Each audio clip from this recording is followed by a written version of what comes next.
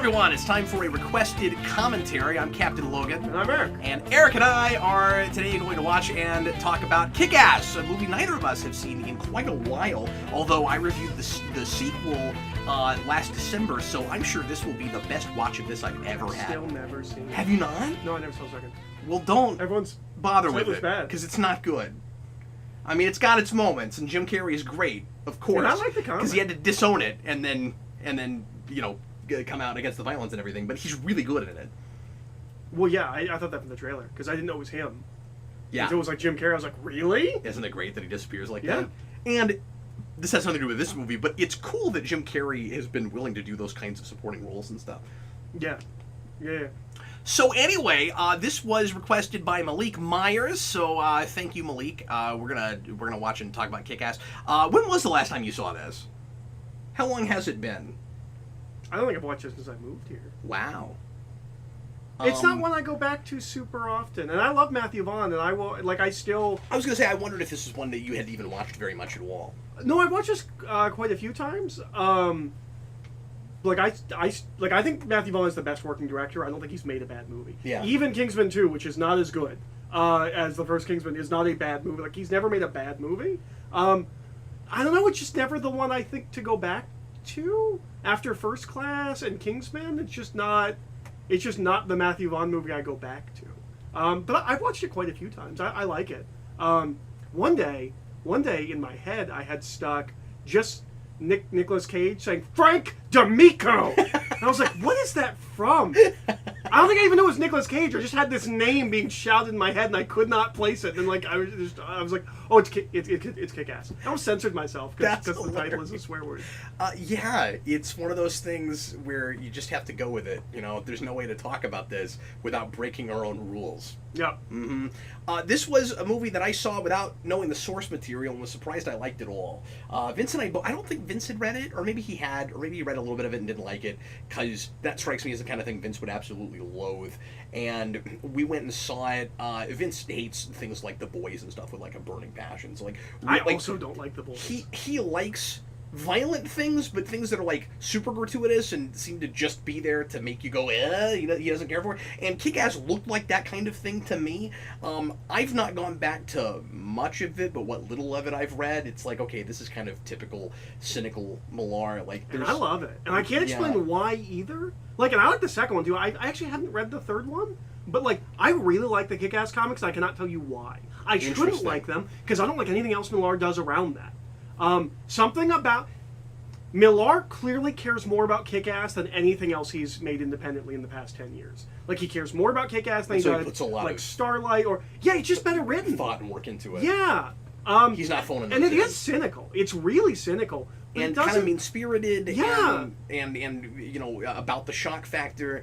And the impressive thing about the movie was, for me, was always, we'll talk about this, but was always that it is that violent, and I feel weird about how it revels in some of that violence, but it's got some heart, and it's got characters that I actually care about, and knowing what I know about that first book, I won't read it because of stuff I know. I'm pretty sure I would not have that with Big Daddy seems like a horrible person in that apparently first that gets retconned in story in the third one. Of course it does. I bet Millar saw this and was like, oh yeah, no, that's actually a better idea. We should have done it that way. But yeah, it's I think I appreciate the brutal, realistic nihilism of teenage superhero-ness that book has. It does some stuff where I'm like, this is really depressing, but not as far off the mark as I think people want to admit. And so I think I appreciate that about it. Interesting. Especially the relationship stuff. That feels very, I don't want to say realistic, but I think has the potential to be truer than I think most people would want. I think everyone wants to believe that it would be like Spider-Man, and I think some of that stuff really would end up closer to Kick-Ass. Interesting. Well, and I don't want to sit here and judge a thing I've never read. I did read some of Kick-Ass 2 as it was coming out, just because I had seen this movie and I was curious about it. And I read the first issue of Hit Girl and liked it a lot. Yeah, I've not read that one either, but I've heard that that's quite good. And some of that is in Kick-Ass 2. But I just like so many of the revisions of characterization in this that I almost don't want to live with it the way it was. Well, and this is better.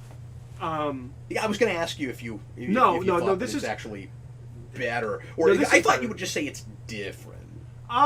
It's not as much better as Kingsman is, whereas The Secret Service, I think, is a bad comic book that doesn't need to exist, and Kingsman is a great movie. It's not as stark a contrast, but I think this is better. Is it one of those that we should get into actually watching the movie? Matthew Vaughn and Jane Goldman are better writers than Mark Millar. I'll ask you my next question as we get started with the film. Now we're just reviewing this movie. We Yeah. should probably watch it. If you want to watch it with us, and we encourage you to do so, get out your DVD or Blu-ray, however you want to watch it. Get it to timestamp 0 past all the menus, and get ready to press play when I say now. Here we go. Let's all watch Kick-Ass. Everybody, please press play right now.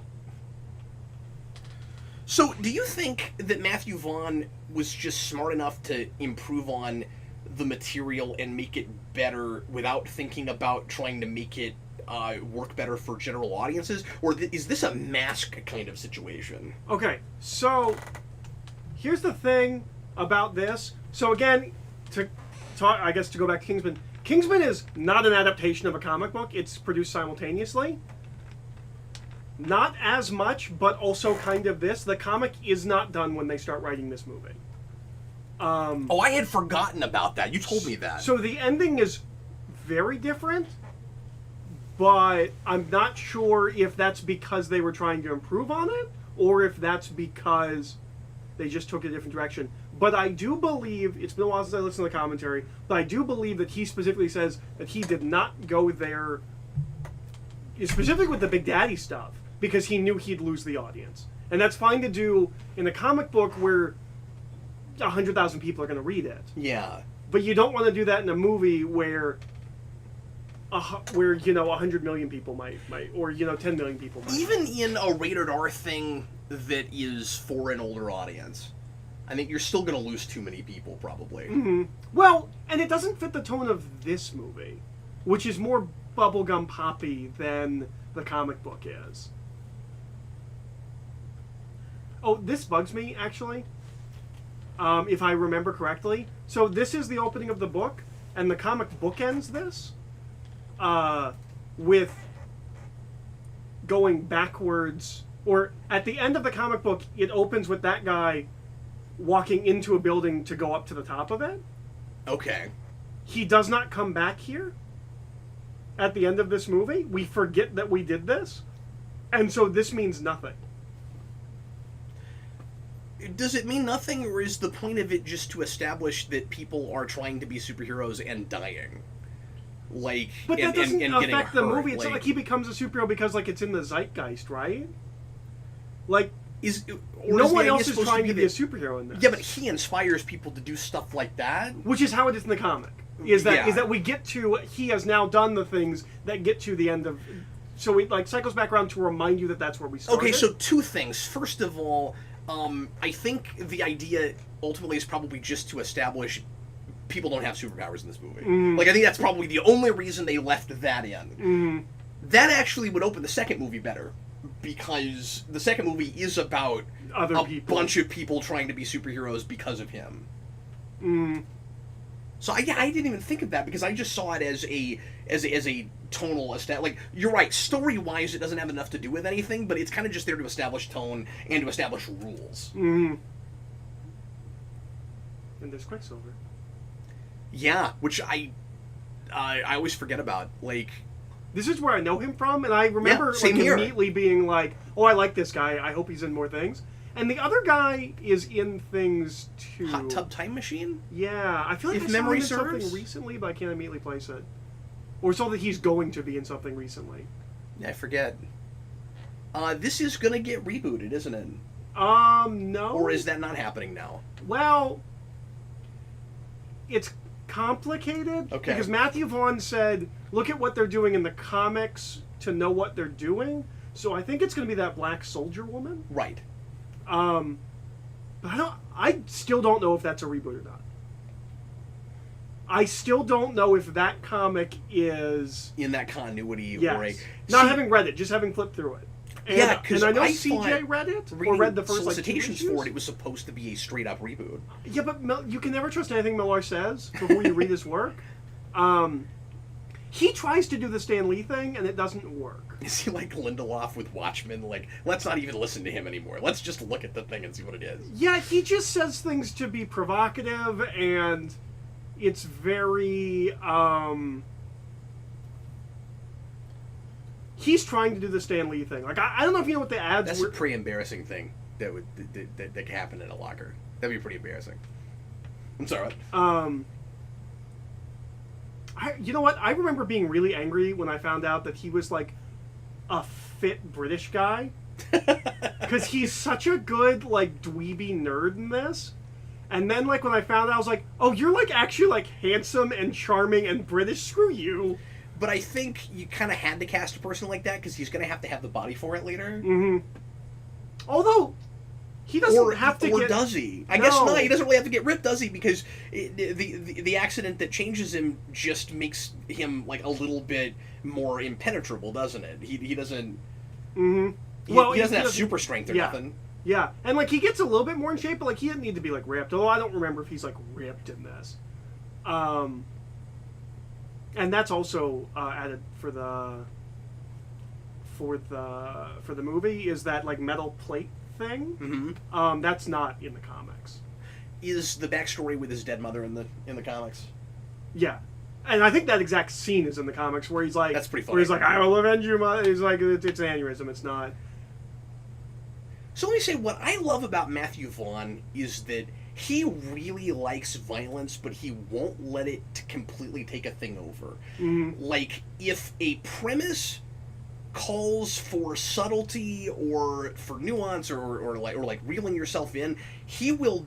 I mean, he'll take it as far as he can take it, but he'll make the thing that it needs to be and just push the violence as far as yeah, because obviously First Class isn't super violent, and neither Stardust. First Class is insanely violent compared to every X-Men film before it. And I was... You think so? Yes. My mind was blown that in a PG-13 X-Men movie, Fox was okay with a coin going through a man's head and watching the entire thing happen. Okay. That's crazy. And it serves the movie, and it's wonderful that it's actually there and they let him do it. But is it that much more violent than filling somebody full of adamantium in a Yeah, I think it's worse. Okay, because that's pretty horrific. It is, but one of these things happens in slow motion. Sure. And cutting back and forth between... That's probably how they get away with it, right? It's because they cut to Professor X? Yeah. Although it's not like you would see anything, it's in his head. No, it's worse because the heads are parallel, which is brilliant editing. I love it so much. Well, and he's silent and Professor X is screaming. Yes. It's great. It's great. Yeah. But you see the point I'm making. I'm trying to figure out how to say this without swearing. This comic store is ridiculous and does not exist. What's ridiculous about it? It's a cafe comic book store, Mm-hmm. and like... That's not ridiculous. I know that those exist, Uh-huh. but I don't know. That feels like such a movie thing, and I think the thing is, I know that places like that do exist, but they are few and far between, not what most comic stores are, and I feel like movies and television represent it like most comic stores are like this kind of place. That's fair. What I like about it here is that it's saying, like, even if you think a whole bunch are like that, and we should probably talk at some point about how this movie is heightened but wants to be to kind of walk the line of realism, that kind of thing. What a place like that is suggesting is that geekdom is becoming more accepted, and in a world where that is happening, maybe it's more likely that someone would be crazy enough to put on a costume and attempt to be a superhero. I like the idea that it is that there is a reason, that there's like a social zeitgeist reason that it's happening now as opposed to 20 or 30 years ago. Mm-hmm. So behind them is an adult sex oi store, which may be them missing a letter, or it could be a British thing that I don't understand because they like to say oi. Wow. Although That's oi hilarious. is spelled O-I, at least from my understanding from reading Hellblazer comics. I think that's right. There are certain shots that I was just thinking, like the establishing shot of his house there. There are certain shots in this movie that remind me a lot of the Sam Raimi Spider-Man, and that I think he's maybe doing on purpose. No, he is. or at least what I recall from the think so? commentary is that the I've not running listened to the scene, commentary for this, the actually. running scenes is specifically an homage to Sam Raimi's Spider-Man. Okay, cool. And also a thing that I feel like we treat like we have since Sam Raimi's Spider-Man acted like that's a thing that happens in every superhero thing. Like there's a point where they get to the top of the building and like have to like work up the courage to run, like in The Matrix. I don't remember seeing that scene before Sam Raimi's Spider-Man. But I feel like now we act like that's a trope that everyone does. Well, I think we do that with quite a few things from that movie. God, he's so young. Yeah. And I didn't think he looked young when I saw this movie. Like he's an older guy, but Mark Strong looks way older now. This movie had, I think, the first Red Band trailer I ever saw. I didn't even know that was a This movie thing. was really hard to sell. Yeah. Because And I think they did the best they possibly could with it. Because not Red Band, it looks like a Nickelodeon movie, and I know people that didn't see it because it looked like a Nickelodeon Oh, movie. interesting. I wouldn't have even thought that. Yeah, because they didn't see the Red Band But I think it's trailer. because I knew what Kick-Ass was. Like, Yeah. I Yeah. had heard of it and saw some of the art. Like, I knew what it was. And I knew who Mark Millar was. And like I remember looking at the trailer and thinking, like, because it's so bright and stuff, it does kind of look Nickelodeon-y. Okay, so this scene doesn't work at all on the DVD and has never worked since theaters. Because you need an audience? No, the sound mix is wrong. Oh. What's funny about this scene is they are having a regular conversation, and you can hear the guy in the building screaming as his fingers are being taken off. You can't hear it on the DVD without turning the volume up super loud. I wonder how it is with headphones or surround sound. I mean, I couldn't hear him, but like we have the volume a little bit lower. Yeah, but you're right. I didn't hear it either. But yeah, that's I remember that from the theater because I thought that scene was hilarious. And I watched on DVD, I'm like, oh, you can't hear him. Okay, I remember the movie title scrolling across that marquee being really funny. Did that say The Spirit 3? I think so. I'm pretty really sure it that's did. really funny, especially because this is right after that, or has it even come out yet? I'm not sure. I think maybe that even comes out a couple months after this. No, I think The Spirit's or did it come- 2008. Because I want to say it comes out the same year as Punisher Warzone, which comes out the same year as The Dark Knight and Iron Man. Oh, you know what? You're right. It predates Watchmen. Yes. Wow, that's weird in my brain. So that's $100. How did he get it? We'll see. He went in a wrestling match. Sure. And he was supposed to get $2,000 for 3 minutes, but he pinned him in 2. So for that, he got $100, and that's why he has this suit now. So I love that that's exactly what it costs because of that whole thing in Spider-Man. there's an aesthetic change here that I've never gotten used to, and I still don't know why they did it. Okay. Why can I see his mouth? It looks bad. And it's not like that in the comic. In the comic, it's covered like a Spider-Man mask. I'm gonna give you the obvious His answer. lips always look puffy, Yeah. and it never looks natural. Because I'm so used to the movie over the comic, I wouldn't have thought of that. You know what the answer has to be, though, So he right? can emote better. Well, he has so much dialogue in that suit. Mm-hmm. But so does Spider-Man. You can't even see his face. No. In this movie, he has so much dialogue. Like, we intentionally don't have Spider-Man say very much when he's wearing his mask. In any Spider-Man movie. In this, he's going to talk to Hit Girl and Big Daddy and other people for pages and pages of dialogue. That's true. You can't That's do true. that through a mask. I mean, I think you could. But Well, but maybe that's why we always do the stupid even if I'm masking in superhero wrong, movies. that's gotta be, yeah, I mean, that, Because it drives me up the wall. Tony Stark will not stop lifting up his mask thing Yeah. in times that don't make sense because he needs to act in that scene. yeah. And we don't do that in the comics. Or at least we didn't used to. I think we've done it more since the movie. But, Yeah, Spawn did it. Spawn did it all the time. yeah. So, a little, like, 8 or 9 year old girl getting shot repeatedly and getting up is inherently funny. Yeah. It's inherently funny. Yeah. No, this scene is a great introduction. Yeah, it's brilliant. It's the reason that I love them both immediately, and like it wins you over on this whole messed up idea because it is messed up, and it just wins you over because immediately you're sucked into their world and you have to adjust your morality, or I shouldn't even say you have to. I think most people naturally do when you watch these scenes, and also I think it's important that the tone for this film has already been established so well before we get to that, because I don't know if you would accept it if it was the first thing we were looking at. Well, and they're just charming. Yeah. Like, and they're both really good. But they're also... Okay, so there is a change here that I don't like, that I'll get to in a second. But I think it's because it's funny and it's because it's cool. I don't think you have to adjust your morality. It's not real, right? Like right. it's like I no, but what I mean is you're not constantly like screaming at him for being a horrible father. No, I don't think they come off as unsympathetic because I feel like they lived in a more heightened world than the rest of the movie is supposed to be, or at least until the two sides mix. Like, we're supposed to think he lives in the real world.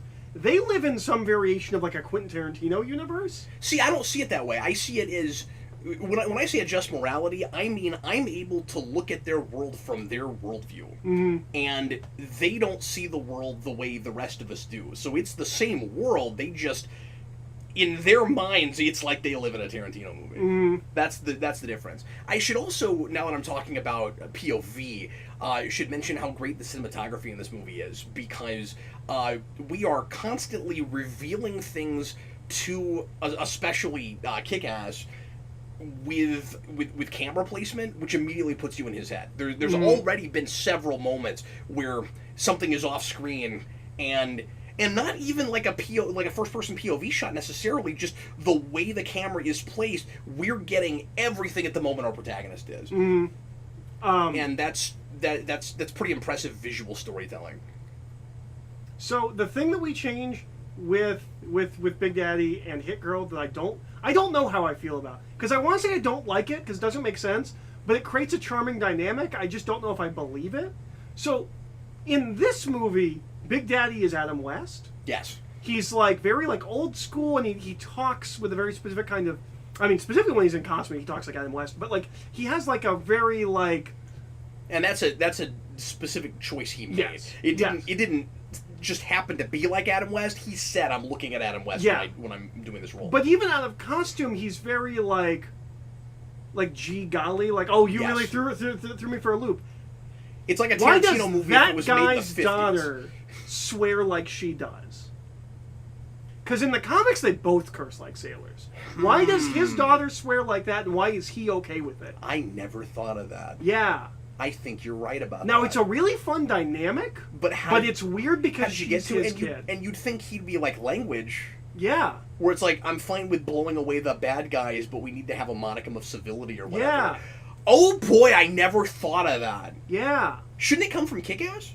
Wouldn't it be better if she wasn't talking like that until she got with him, and then later on she starts swearing like that? No, because she's supposed to be cool in comparison to him. Well, that's true. Okay. And that's why she's doing that. I don't know if you can make it work any other way. And I think it works well. Because as we learned from Voyage Home, only cool people swear. Yeah. But I think that it works in the movie because most people don't think about it, and it's just a fun dynamic. But I've always wondered why his daughter talks that way and he doesn't. I never thought of that.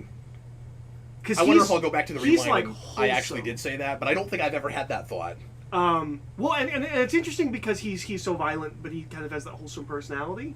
I mean, it's a fun contrast. That's where exactly, that juxtaposition is where the inherent comedy comes from. Yeah. But yeah, no, I've never bought that his daughter talks the way that she talks. Other than that, like, it's a movie and it's fun. So, let me talk a little bit about the whole realism balance thing. And I've never quite been able to square this. And to make this movie work the way it does, I don't think you can. I think you're just stuck with this problem, which is, it's a movie about how if you were going to be a superhero in the real world, it would suck and you'd get hurt all the time. And like in the real world, the violence has consequences. You would go out to fight someone, you immediately get stabbed and go to the hospital. Demonstrated in this as we just saw when he both got stabbed and got hit by a car.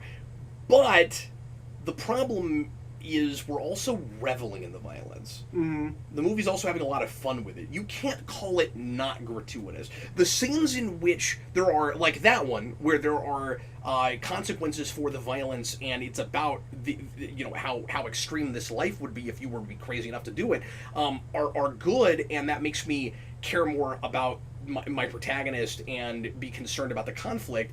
But when we get the hit girl, the first big hit girl beating up and killing all those people in the Banana Splits, right?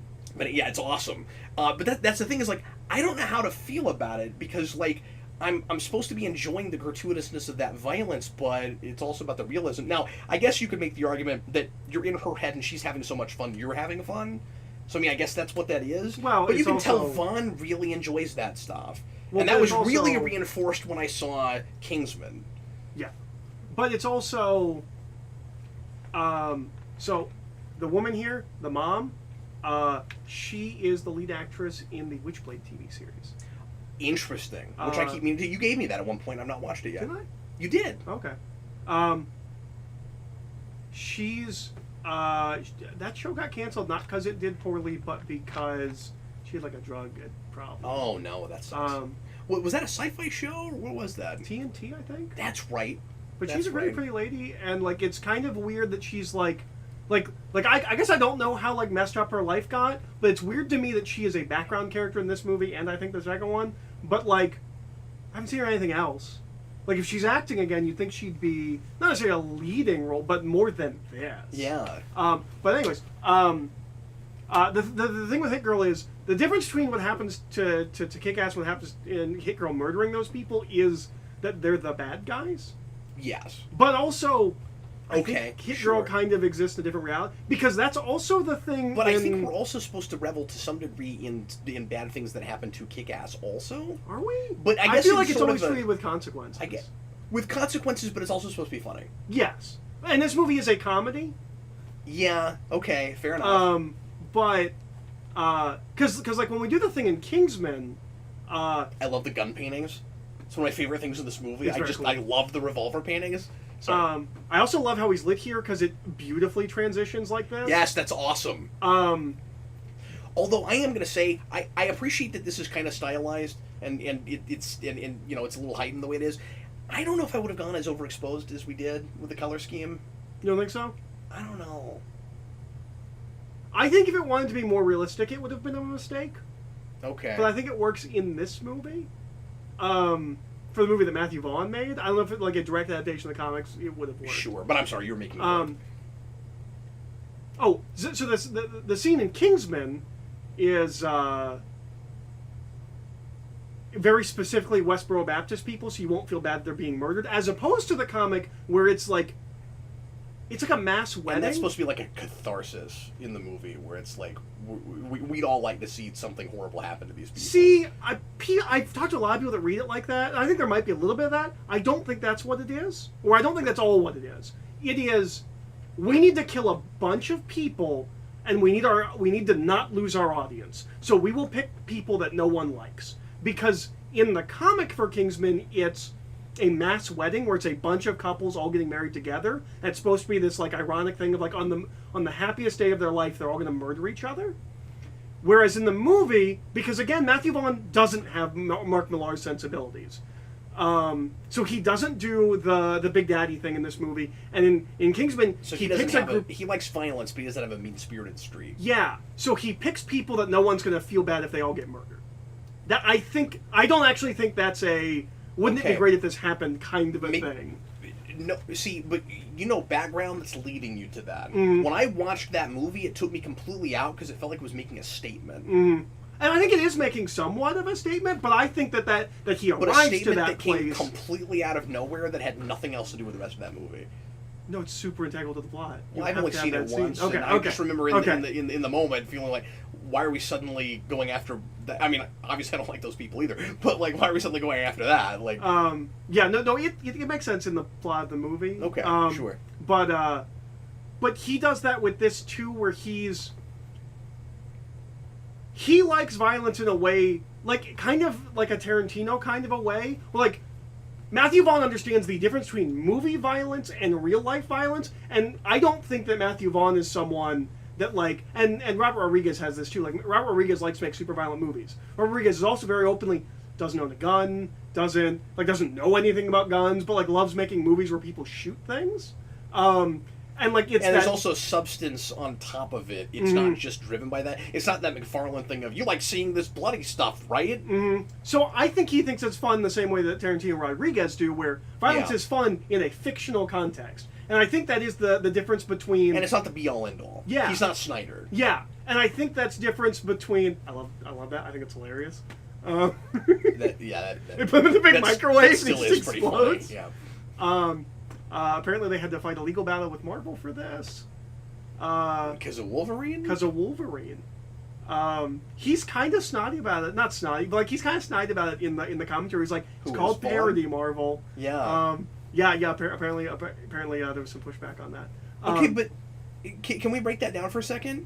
What in it would even be like make sense for litigation? Like, okay, it's an X-ray. I don't like beyond that. And there's metal. Okay. And maybe there's I think there's a very similar shot in the on first X-Men movie. Yeah.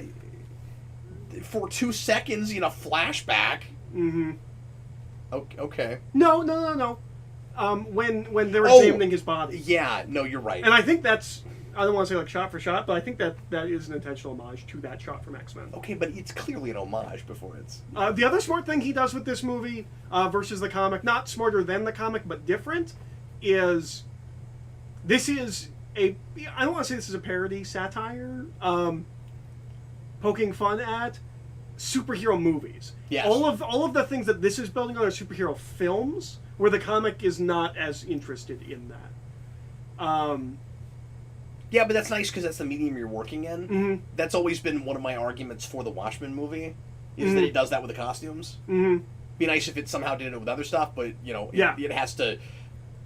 Zack Snyder thought he did that. It is directly dealing with material that was about comic books, which is why it's supposed to be the unfilmable graphic novel. This you can pretty easily translate to film, and maybe it makes as much or more sense as a movie because it's supposed to be what if real people tried to be superheroes. We're looking at real people as opposed to in a comic, and it almost has kind of like a fun, like meta-contextual thing in the comic where it's like you're looking at a comic book about real people wishing they were in a comic book. So that's kind of fun, but there's almost an immediate, immediately there's more of a realism to doing it as a film. Well, and it makes sense. Like, and this is in a lot of ways like not a parody. It's built around the Raimi Spider-Man. Yes. Like the high school dynamics are built around what Raimi did with that and a lot of that. That girl dropped off the face of the planet. She's in this and she's in How I Met Your Mother, and I've never seen her again. You talking about the love interest? Yeah. And she's in Kick-Ass 2 for 6 seconds. And the way they write her out is awful. It's really, really bad. Well, yeah. Well, it would have required more work adapting it because she's not in the second comic. Or is she? No, she is, and it's even worse. Oh, really? Because they don't get together. Because... Oh, okay. This is more, like, fun and safe. In the second one, she finds out... I don't think she finds out. Well, also because structurally, this wants to be Spider-Man. Mm-hmm. Like you're talking about all the ways in which... Also, structurally, it's that. Yeah. But, yeah, in the comic, she finds out that he's not gay and just immediately, like, loses it and is, like, really terrible to him. Like, you might kind of be after all the things that you've done together because you thought he was gay. Okay. But in this, it also doesn't go that far. Yeah. With all the stuff they do together because he's gay. Or does it? There is a scene that I think is really far. Okay. Maybe especially because he's going to break into her. He puts lotion all over her naked body. I don't remember that. Does he? Yeah, it's like a gratuitous scene, but it's about to happen. Okay. But look at that fancy phone. Oh yeah, and this comes out like right before MySpace dies and Facebook becomes like the thing everyone does. This is right on the cusp of a bunch of stuff. Mm-hmm. This has that unfortunate dated line about his not getting to find out how Lost ends. But so in the comic with the girlfriend, he doesn't get with her And in the sequel, he's still not with her, and the bad guy, whose name I can't say, Right. Rapes her. He actually rapes her in the comic as opposed to what happens in the movie, because he thinks that she's Kick-Ass's girlfriend. But isn't. So that's supposed to be the joke, is that, like, it's not an actual love interest, but bad things keep happening to her because she... Kind of. Okay. Yeah.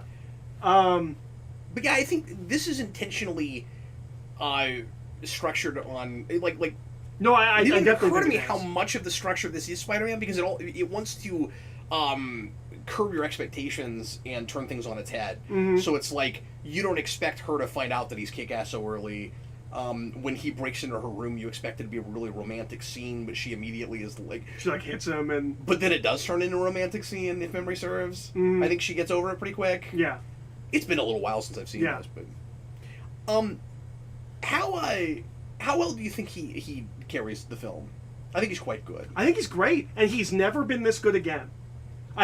After this movie, I don't think he can carry a film. Because I've seen him in movies where he is the lead, and he is the blandest person. I mean, he's good in Avengers, like, I'm not saying he's not, but, like... You know what I've never really put together? Again, I keep saying that, and then I'll go back to a rewind later and be like, oh no, I did say that at some point. I do that all the time. This has both Quicksilvers? Yes. As friends? Yes. It has both Quicksilvers? Yes. I just put that together. Yeah, no, he's very charming and charismatic here in a way he will never be ever again. But I think it's because he doesn't get cast in roles that call for it. Mm-hmm. Like, when he's Quicksilver, he doesn't really get... And the thing is, you see a spark of it at the end, and then he gets killed. Mm-hmm. It's like, he would have had that if they kept him around. And I think it was a mistake to kill him in Ultron. I think you should have gotten at least one or two more movies. Yeah, but there's that whole rumor that it was, like, part of the deal with Fox, where, like... They were only allowed to... They got to keep Quicksilver, and they got to keep Scarlet Witch, but, like, they were going to kill Quicksilver off, and so the X-Men movies got Quicksilver, and the Avengers movies got Scarlet Witch. It would have been really funny if... strike that, reverse it. But it would have been really funny if X-Men got Scarlet Witch for one movie and killed her off. Mm-hmm. Well, he has a little sister that's in red. There's a reference to it. Oh, really? Yeah. In Days of Future Past. When he's at home, he has a little... He's watching on TV with his little sister, and she's in a red dress. Oh. I forgot about that. She's Scarlet Witch. And he's drinking Mountain Dew? Mountain Dew? I think Mountain Dew. But here I feel like he was cast against type, and it worked. And I feel like for the rest of his career, he has been cast exactly the type he is, and it does not work. And you'd think he'd be getting typecast like this when this worked as well as it did. Mm-hmm. Yeah, until anyone saw an interview and you're like, oh, you're like a jacked British guy and who's like super handsome. They do a really good job of like hiding that he's like a handsome guy in this movie, because like he looks really like nerdy, and then like everything I've ever seen him after this, he just looks like a chiseled, like square-jawed, like traditional leading man, and I don't think he does in this. And maybe it's because he's younger. Which means he's got real acting range. In this movie. I've never seen him possess it again. But again, maybe it's just because he's not cast in the right thing. Yeah, and I think that is probably what it is. And I mean, he's good in Ultron. Like, I like him in Ultron. No, I do too. But he's not great we in got Ultron. more with him. And he's not good in Godzilla. He's not bad in Godzilla. He's just there in Godzilla. Yeah, but that's true of everyone in that movie. Like his wife, Elizabeth Olsen. With the exception of Cranston, which is why everybody hated that movie, because the one character you were kind of into died real fast. Well, yes. Who's not in it nearly enough. Avengers Invaders. Okay, so, just because you mentioned Avengers because we're looking at a poster, I'm sure you've had this thought, I'm sure other people have had this thought 1,000 times, but this just occurred to me, so I'm going to catch up to everybody. In another dimension, it would, or in you know, the world having a different history, wouldn't it have been nice to see Vaughn direct The Ultimates? Yes. Like, I hadn't really thought of that, but yes. But, like, that's so obvious, like, right there. Like, that's the big project that those two should have worked on, which can't happen now. No. But wouldn't that be the coolest thing? Like, it would be. And to see, like, how he would humanize those characters a little more. Yeah. And, like, he could... His Ultimates and Ultimates 2 could have been... Vaughn couldn't improve on the Ultimates. I know you love those. I think Vaughn would improve on the Ultimates. Certainly the first one. Like, he might have improved on the second one too, but the second one's one of my favorite comics. But, like, that first one can be improved upon. And that would give you, you know, the Hank Pym abuse stuff, which I still kind of hate that we didn't incorporate somehow. Yeah. I don't mean it has to go that far, but Hank Pym's supposed to be kind of a bastard, like, and not just in Ultimate. Hank Pym's not always a great guy, right? Like, well, yeah, I mean, he beats his... Well, okay, he doesn't beat his wife in the comic. That was blown out of proportions, and everyone, like, I think canonically at this point he did hit her. Okay, but it's not really what happened if you read the issue. He didn't hit her. He did not. There's a whole thing about he's supposed to be like he's like working on something. He's really frustrated. And they're talking, and like he like is like, "Don't you understand?" I've seen that and panel, then yeah. and he hits her, but. And they, I forget who wrote that, but whoever wrote that said that like he had the artist redraw it like 5 times, could not make it look dynamic. Like he only knows how to do like comic book action. And it's Marvel, and everything has to be dynamic. And it looks like he hit her, and he so did just not. Kind of forever, like or it looks like he did it on purpose. And forevermore, he's a wife beater. Because I've just always thought of Hank Pym as not a great guy. Mm-hmm. And way before I ever looked at Ultimate. So, when did Scott Pilgrim come out? The movie? That was before this, right? I think it's right after. Is it? Yeah. But Scott Pilgrim is huge. The comics. Yeah. It's like a Harry Potter thing. Like there were midnight releases for those books. That's what. Well, and obviously that would have to make this script before that movie came out. But I was just wondering if that reference predates that movie. I think it does, but I'm not positive. I thought it is 2000. I thought it was 2009. When is it? It is the year this came out, but I don't know how close. It comes out like a couple months after this. Yeah. Like 3 or 4 months after this. But Scott Pilgrim's really big. I don't know what Shoujo Beat is. I mean, I know what that means. Mm-hmm. That's a manga magazine. But I've never heard of it. But maybe that is a thing that I've just never heard of. So, not to do like a low blow thing or whatever, but as we all know, Eric doesn't care much for Big Bang Theory, and neither do I. No. And do you think that the way they reference comics and geeky things in this is closer to what that show should be like, or do they not always nail it in this too? I think they do it okay in this. I just mean, like, are there places in this where you're like, that's kind of not accurate, or that's not what a person would say, or, you know, the kinds of things that you have with Big Bang Theory? Yeah. So the comic actually does it more. And I think Millar's dialogue is bad, but closer to what I would have wanted. But like they're having discussions about like realism in superhero movies. So like Kick-Ass, or I guess Dave, because he's not Kick-Ass at that point. Yeah, like Dave like tells his friends that they're idiots for wanting web shooters in the Spider-Man movies because general audiences wouldn't accept it. Which sounds like Millar's take to me. Okay. Reading it. But like they also like have conversations about Astonishing X-Men because like that was coming out when the Kick-Ass comic came out. This never gets that specific. I mean, the Scott Pilgrim thing's pretty specific. The Scott Pilgrim thing is very specific. That was in the world right then. Popular. She also says that the Steve Ditko Spider-Mans are really good, and I just don't believe it. I don't believe that girl picks up Steve Ditko Spider-Mans cold and thinks they're great. Like, you have to come into that with like a sense of history and like there are prerequisites to reading comics that old. Honestly, my issue with that line more is, would she name drop the author or the artist, or did she just say that because that's what he called it? He might have called them that. That's the only way that happens. Yeah. I don't know. That was always what was weird about that line to me. She's way more dressed up than anyone else here, and maybe that's the joke. But like, she looks like she was out on the town. Although maybe she's a prostitute. I always just assumed she was his girlfriend. So did I, actually. Yeah. But like, she looks like she's ready to go out or just went out, and he's in a t-shirt. Also, the outfit looks like something Witchblade would wear. Yeah, that's true, actually. At least on a cover. Maybe not like inside the book, but like in early Witchblade comics, that's exactly how Sarah Pazzini. I read the first like 6 issues. That's what Sarah Pazzini dresses like. Because she's Vice. She's always pretending to be a prostitute. I forgot about that. I've never read those. I read the first 6 issues. They're not good. Are they not? No, they're not good at all. You ever read Darkness? Yeah, I read some of that. Because that's Garth Ennis. Okay. But that's Garth Ennis. Okay. I guess I didn't realize that's who that was. He's involved in the first couple issues. Okay.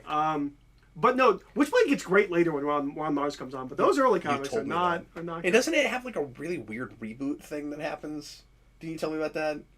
I don't know. They told me Witchblade had some really. Oh no, Darkness does. Darkness, where like it redoes the whole universe. Exactly how Spawn does it, and written by the same writer. That's amazing. Where like he puts the universe back like exactly how it was, but like with like 3 changes. So this might be an obvious point to make, but we should probably talk about the time and place with this movie and how, like so many things, this movie can only be made the way it is and probably be as effective as it is the year it comes out. That was bad. That's bad CGI. Oh yes, that looks really bad. Because, there's obviously so much, not just superhero parody, but like violent superhero stuff and like adult superhero stuff after this. Mm-hmm. But it's not one of those things where I feel like this influenced the industry super hard and then we get a lot more of them. No, I think feel that's like people just forgot about this movie in the air. Yeah, like I don't think this, and this scene is wonderful, and yeah, it's great. It's my favorite part of the whole movie. But I don't think we, I don't think it influenced things all that much. But because of things later on, like obviously Deadpool, this doesn't end up holding up as well if you've never seen it before. Like it it's wouldn't not have shocking, it doesn't have the shock factor that it did, and I think some of the humor wouldn't play as much because Deadpool is the obvious place to go, but Guardians also. Well, and like a lot of you know comedic superhero movies that are still telling a story and being dramatic. But I think also with what we're talking about, like its touch points, I don't know if they're as recognizable to like a modern audience. Like, yeah. I know that's weird to say, but like, I don't. But this is almost 10 years old. I don't know if a lot of younger people watch the Sam Raimi Spider-Mans. Yeah, good point. Which I was thinking about.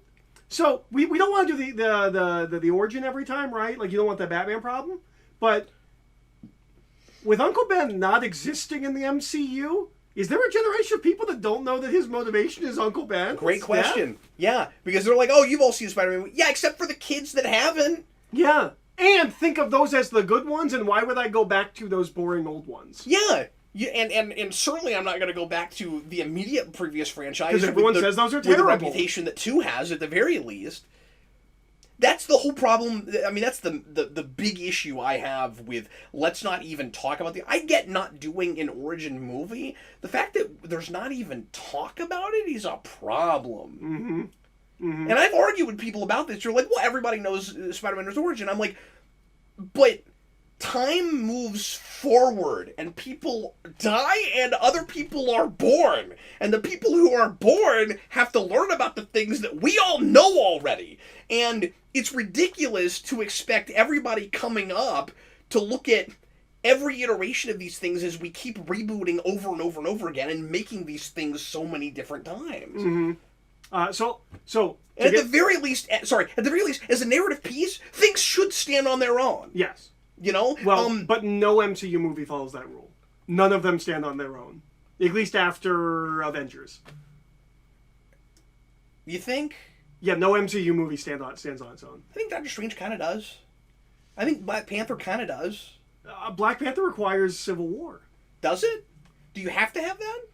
I mean, there's a lot they're assuming you already know. You get dropped into an advanced African civilization that just is there. That's fair. But, I mean, it gives you sufficient...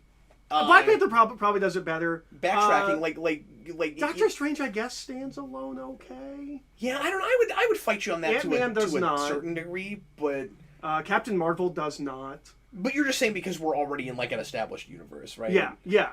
Because they're not individual films. It's one ongoing thing. Yeah, but they're also treated as individual films, which is weird because... But, like, the problem with Amazing Spider-Man doing the origin again was that too many of the beats were the same. Too much of it was the same story. But also some of it was too different, where it was almost like it's almost not the same story. Like, I'm not saying that... Because, like, it's immediate and, like Uncle Ben gets murdered like right outside, and Yeah. it's because he's looking for Peter. Like, it's more Peter's fault and also Yeah. less Peter's fault at the same time. Like, obviously, It's not a random act of violence. Obviously, yeah, so it's different. But, like, obviously, I'm not saying, like, we need to do an entire origin picture every time, even if we've done it before, because that needs to be there. Like, I sort of get, okay, we did a whole origin picture, let's not do... I get let's not do Batman Begins again. I get that, but... There were people who gave, and there's lots of things to give BVS crap for, but there were people who they gave BVS crap for opening with the parents' murder. It's like, well, we've seen that 1,000 times. Yeah, but it establishes a thing inside the story that makes it a standalone story. No, you should do that. Mm-hmm. It establishes that his mom's name is Martha. They did it, yeah, but and that's where it breaks down. But they did exactly what Incredible Hulk did.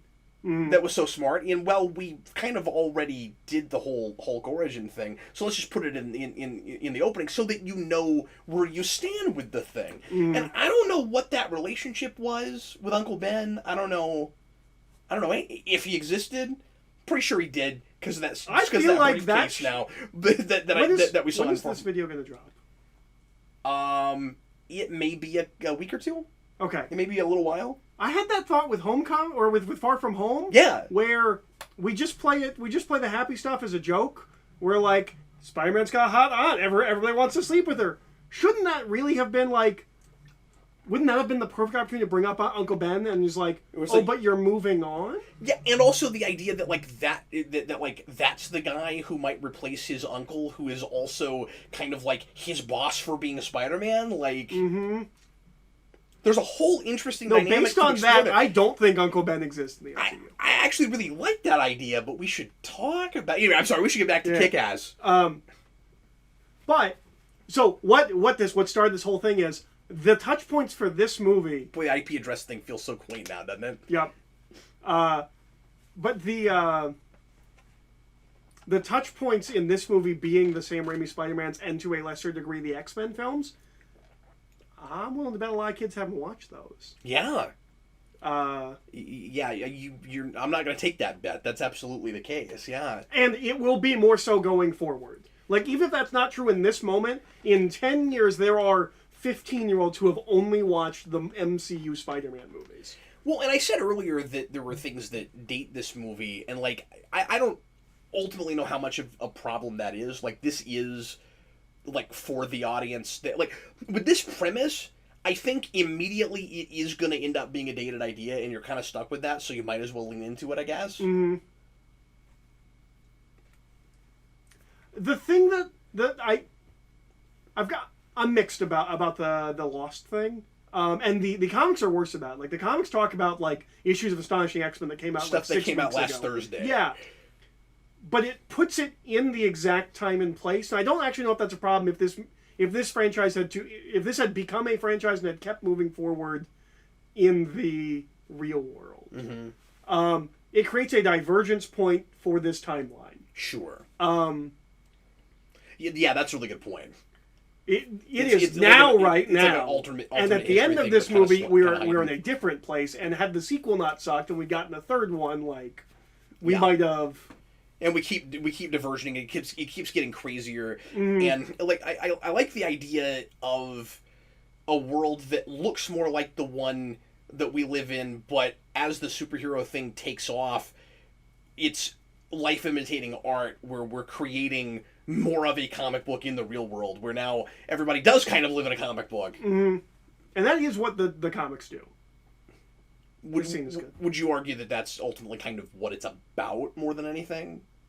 The comics? Yeah, is like kind the of whole life imitating art thing. I don't know. Like Because I haven't read the third one. The comic that's supposed to be the real world is becoming more of a comic book. Yeah, this is the scene. This is the scene where he crosses a line and she is not okay with the fact that he is not telling her that he's not gay. Yeah. I end up liking them together pretty well. Mm-hmm. Like, I think it's a decent love interest and a decent relationship by the end. She ends up being pretty likable. It's almost hard to buy, honestly, after all of this, that she does stay with him. Like, what you're describing from the comic almost seems more believable. Yeah. Just this scene is the one that I think crosses the line. He is touching her naked body because she thinks that he's gay. And he does not tell her that that's not the case. But Eric, he has gloves on. Sure. But that's probably protection. She also has gloves on. That's protection from the lotion. Oh, you need lotion? Okay. I think it's some kind of tanning cream or something like that. I forget what they say it is. And I feel the need to take the pot shot at Enterprise and say that's an Enterprise scene. You know about that whole thing with Enterprise, the decon scenes? Where they're like Skinemaxy, right? Yes. You've seen one of them because they do it in the pilot. You know, I don't know, and this is going to make me sound really uneducated. Yeah. But that whole thing is a little before me or when I'm a kid. Yeah. The whole Skinemax thing. Yes. Is Skinemax an actual channel? It's an offshoot of Cinemax, or is that just a like a vulgar way to refer to Cinemax and the kinds of things that Cinemax shows? It's the second thing. Okay, so that's what I thought, but I wasn't sure. What Skinemax meant in the late '90s, if memory serves, it's that late night Cinemax plays like more adult Cinemax becomes a porn channel. Well, my understanding was that it's not porn; it's like movies, quotation marks, where like there's more of a plot. Lot of skin. Yeah. More like softcore-y. Yes, they're not like capital P. Porn, no, but like porn, unless you go and follow those things, you couldn't name one. Yeah. It's not like they're showing movies like that were in the theater and now they're on. Well, there might have been some things like that, but I'm pretty sure for the most part it was things that were made for that channel. I really like the sequence. I don't entirely know all of that because I didn't watch those things. I just remember people talking about it in the late '90s. Sure, and I only know it through reference. And I remember like channel flipping when I was a kid late at night and accidentally running into a thing like that, and your parent would run in the room like, you can't watch that, and I'd be like, it's good, I didn't want to, because that looks kind of scary. This whole comic thing. So this makes me think you could make an entire movie that looks like this. Not the animation, because obviously it's like barely moves. But like I think you could just take John Romita Jr. artwork and make models like this and make them actually move. Yeah, and we haven't done like a direct-to-video animated movie that's tried to ape John Romita yet. Well, no, because up until recently he only ever worked at Marvel. That's right, but even Marvel hasn't attempted that. But Marvel hasn't tried that with really anybody. No, and they stopped making animated movies really early on. I think they've started putting some out again. I feel like there was something a couple years ago, but I can't remember what it was. Have they? Yeah, there was something. I know they did a couple of those like anime things. Some stuff that keeps going to Netflix. I don't know. There was like that. Oh, there was those weird animated ones though. Like it was like Hulk and Iron Man. Like and there was like a Black Widow one. That's an anime one. No. There's one that's like Punisher and Black Widow. Yes, that's anime. Is it anime? Yeah. Is it? Yes. Oh, okay. It is a I didn't know direct spin-off of Iron Man Rise the Technoboard. Oh, I didn't know that. They use the same character model. Okay. Well, it might all be And I anime, heard it's then. one of the worst things ever. That's what I heard, too. That's why I didn't touch it. Someday I probably will have to, but I have not watched that yet. You'd think with all that Disney money, they could put out some direct-to-DVD, some quality direct-to-DVD animated features. Yeah, but to be fair, like... At this point, at least, they're working on doing stuff for Disney Plus. So that's true. This movie does a really good job of juggling a pretty sizable number of characters, I would say. Like, there's not a lot of scenes with these two, but I buy them as longtime friends, and yeah, I do too. They have good chemistry, and I like him as the voice of reason. No, and that's a great line. Here's. One day that was just stuck in my head and I just could not. I'm like, what is that from? And did you immediately like, I know it's Nick Cage saying it. I don't think I knew that immediately. Like, I think I slowly was like, okay, it's Nick Cage. It's definitely Nick Cage. What movie is it in? And you didn't even remember like that's the bad guy in this movie. You were just like, that's his name. That's in my head. Yeah. If you watch enough stuff, that starts to happen. Sort of like songs getting stuck in your head. So earlier we saw an ad for the Kick-Ass the comic. I should call this too convenient, but I don't know that it is. You don't remember the scene. He's on his way to a birthday party that is not Kick-Ass. Oh, that's right. They're going to murder that man. And I think it's hilarious. Oh, that's right. Now I'm remembering it. Yeah, no, that is pretty funny. Okay. But I was going to say, so earlier we see an ad for Kick-Ass the Comic, which seems, one, really fast, but two, Yes. I never fully understand the rights issues with things like that and superhero Yeah. things. We do that a lot. We're like, there's like Spider-Man things in that world. And even more than just, I mean, it gets really complicated, because even more than just, would you have the rights to just like take is the idea supposed to be that it's not, you can't call it somebody's intellectual property if they won't claim it because they're wearing a mask and they're not putting their real name out? But then beyond that, okay, is it public domain, or is it the first person who claims that property even though they didn't invent it in the first? Like, I don't know how that would actually work, because there's no precedent for it. I think that would be public domain because no one owns like Bigfoot. Okay. Like the first person that drew a Bigfoot comic or whatever, like Bionic Man doesn't own Bigfoot because maybe that was the first time Bigfoot was put on film. I would assume it would operate like that, or like a president. The question I always have is, when you have a lot of merchandise for a thing like that, when we're in the MCU and we get like Avengers merchandise and things like that, is there one company that's making all of it, or is it a bunch of different companies that all can do it? I think it might be a Vite thing where it's Stark Industries, but I don't know. But if it is public domain, wouldn't everybody be making it?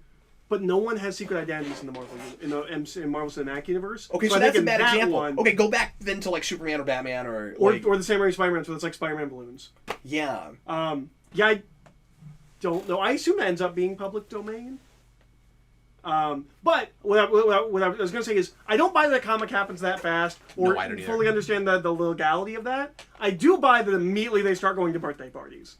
Like, I buy 100% that there are kick-ass birthday parties. And that costume starts getting sold that fast. Yes. That's very easy to believe. I would think that Ruby's would have one the Tuesday after his video goes viral. Like, I also really like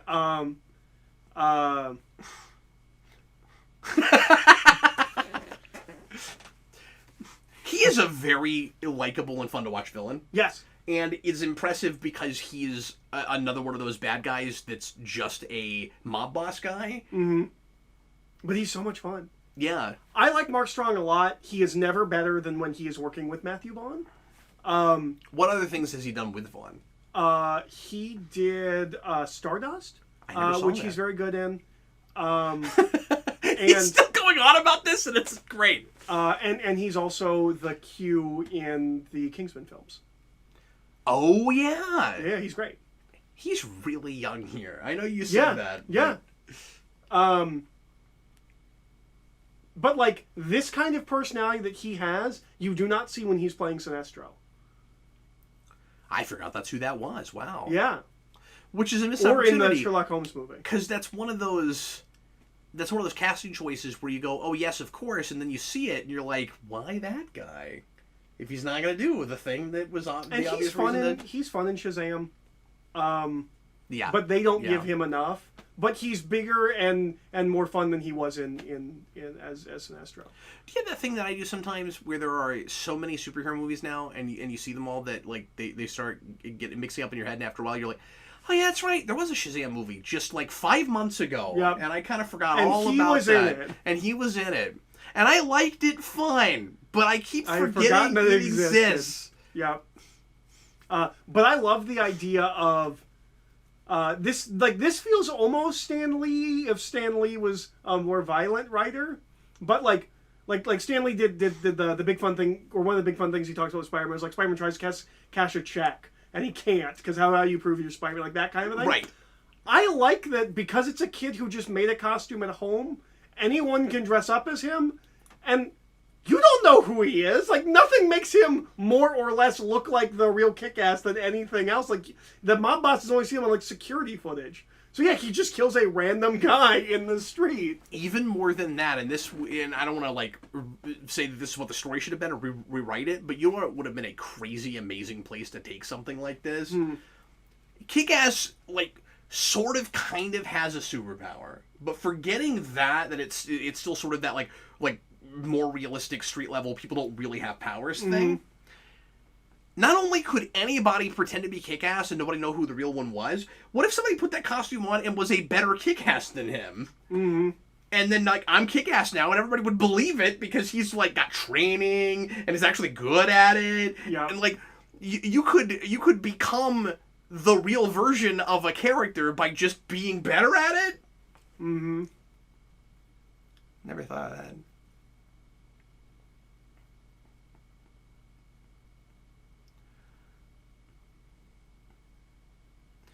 I was talking earlier about how the costumes in Watchmen seem to be intentionally trying to riff on the like Batman movies from the 90s and stuff. Red Mist does the same thing. Yes. And Red Mist is a huge improvement over his comic book counterpart. I bet. Just in that he's a human being. Or just not as much of a douche. Like the guy, like he's kind of a loser here. Whereas in the comic he's just exactly like if I remember correctly, like, he doesn't actually like comics. Like he's just like a mob boss's son who's like trying to prove himself to his dad. Like it's not like it is here. Oh, it's way more interesting if he's like the also the total mirror of him, and they actually have some things in common. Yeah, like he's just like a burnout stoner guy in the comics. Like this is the kind of, in some ways, the kind of classic Clark Lex thing, and it works really well. Mm-hmm. And again, art imitating life, where like we're saying that there are certain tropes and ideas that happen, motifs that happen constantly in comics because they're things that you can observe in relationships in real life that would maybe happen with people.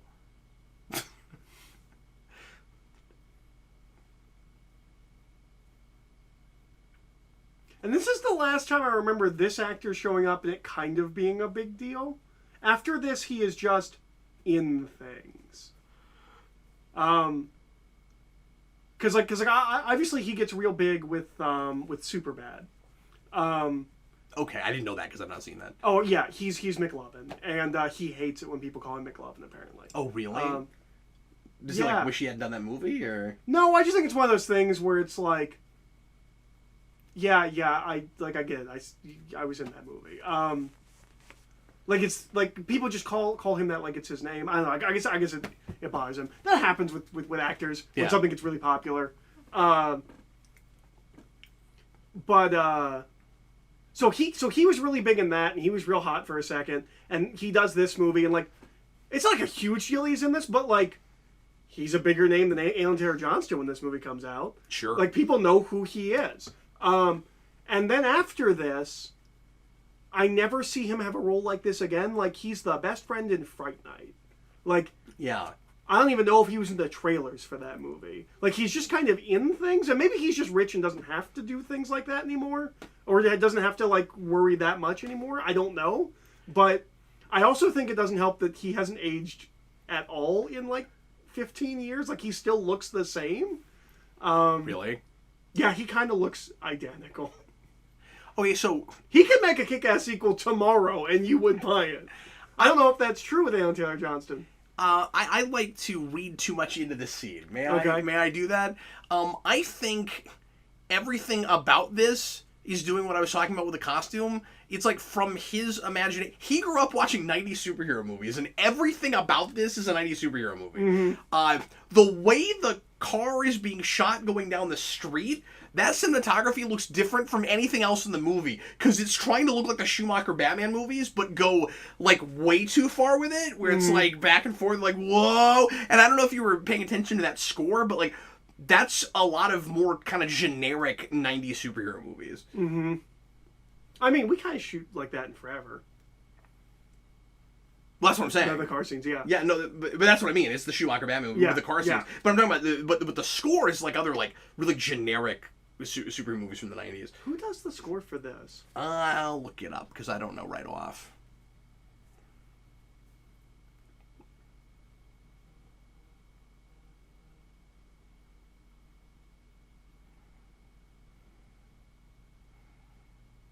This is the first time I ever heard this song. I was familiar with this song. And now I hear it a bunch. Like, since this movie, like, it's on the radio and stuff. This is a Henry Jackman score. I've never heard of Henry Jackman. Oh, you haven't? No. You know lots of things he's done. Okay. I can't think of any at the moment, but he's done tons of stuff. So apparently the stuff he's doing right here, it doesn't look super impressive, but apparently it is really difficult to do. and he's like a trained dancer, and so that's what he's doing. Oh, interesting. But the stuff he's doing is not actually easy, even though it just looks like he's goofing off. Oh yeah, Henry Jackman's done some of the Marvel stuff. Okay. He did Winter Soldier. Oh, okay. Which is a brilliant score, by the way. Is And I don't it care what related to anybody Hugh Jackman? says, because a lot of people like to say that there are no good Marvel scores and that they're all really generic, but I don't agree with that. No, Iron Man 3's is great. Iron Man 1's is really good. I like the Avengers score. I like Captain America, the first Avengers score. He does start real late, though. He doesn't start composing until 2008. Oh, interesting. For films, so 2 anyway. years before this? Yeah, that's right. He did First Class. He does a lot of stuff with Vaughn. Oh, interesting. And also, First Class has a killer soundtrack. Yeah, it does.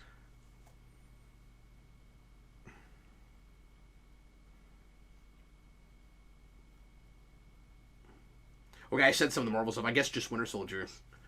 And he did Kingsman. Okay, so he's Matthew Vaughn's he's composer, Matthew Vaughn's basically. guy. Yeah, he did. Oh, okay. He did Civil War. So I guess he started doing Marvel stuff with the Russos. Did he? No, he didn't do the later Avengers movies, but he did do Detective Pikachu. Interesting. Yeah. And he did the Da Vinci Code. Wow. Yeah. That was probably a paycheck. And the Simpsons movie. There's actually some pretty cool music in that. Weird. I would think you would get one of the TV guys for that.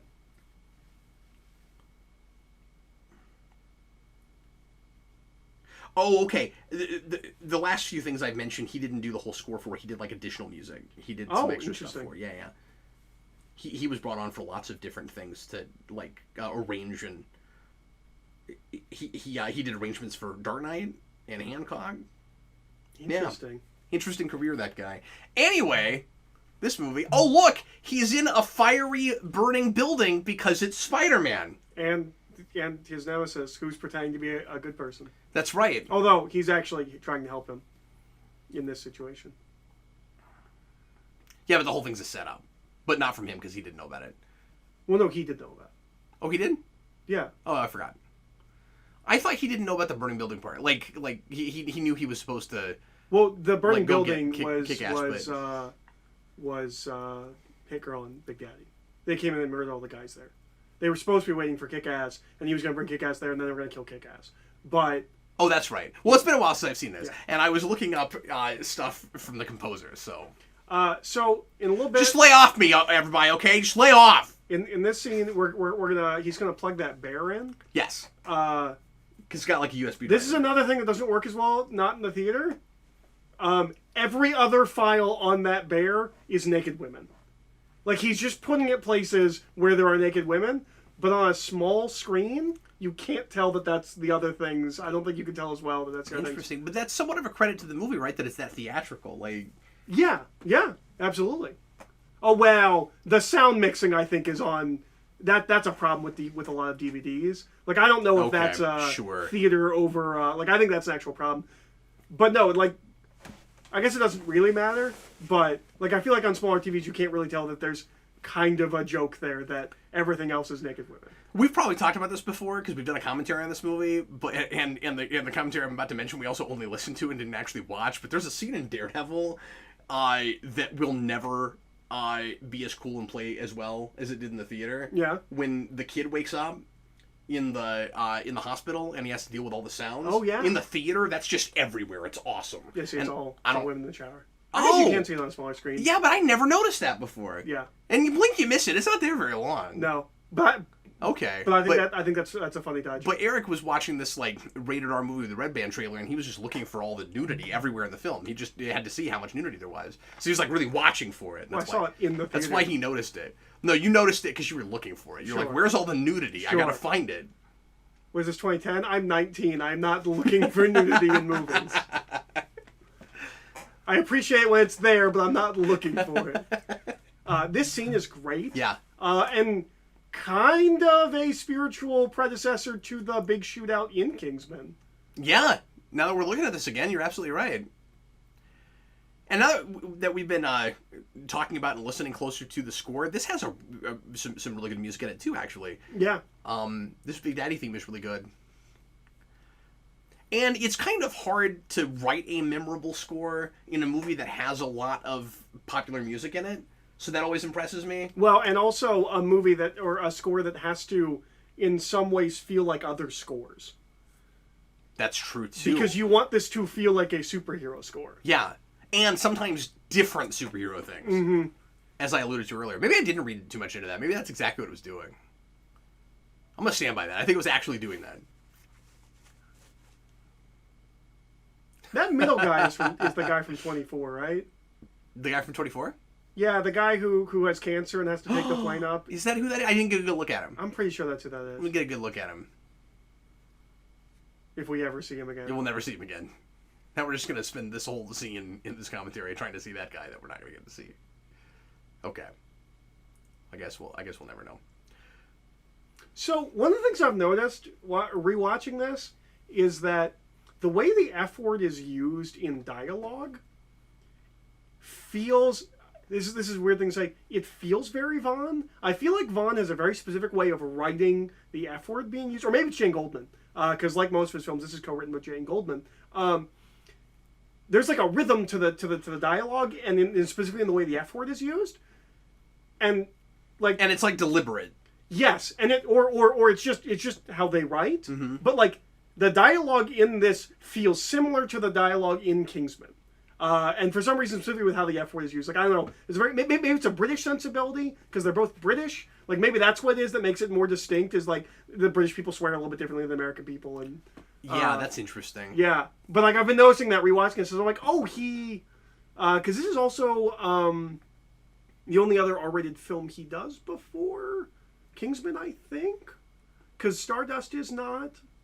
Layer Cake is, but he doesn't write Layer Cake. Yeah, I think this is the only other R-rated film he does before Kingsman, if I'm correct, or if I'm not misremembering things. His dad doesn't get a lot to do, but he's pretty well acted. Yeah, he is. Do they use him in the second one? Because he has a role in the second comic. Yeah, quite a bit. Does he sleep with his teacher in the second one? I don't think so. Because that's a thing in the comic. Is he comes home and that his dad's sleeping with his teacher that he. I'm pretty sure that doesn't happen. Okay. There was a whole thing with him that I can't remember now. You can go back and listen to the rewind. Sure. I talked about that. Sure.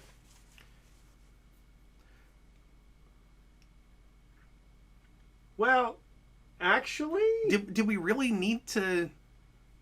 I don't know if I like that. I don't like because we're doing so much Spider-Man stuff with the way these scenes are being put together.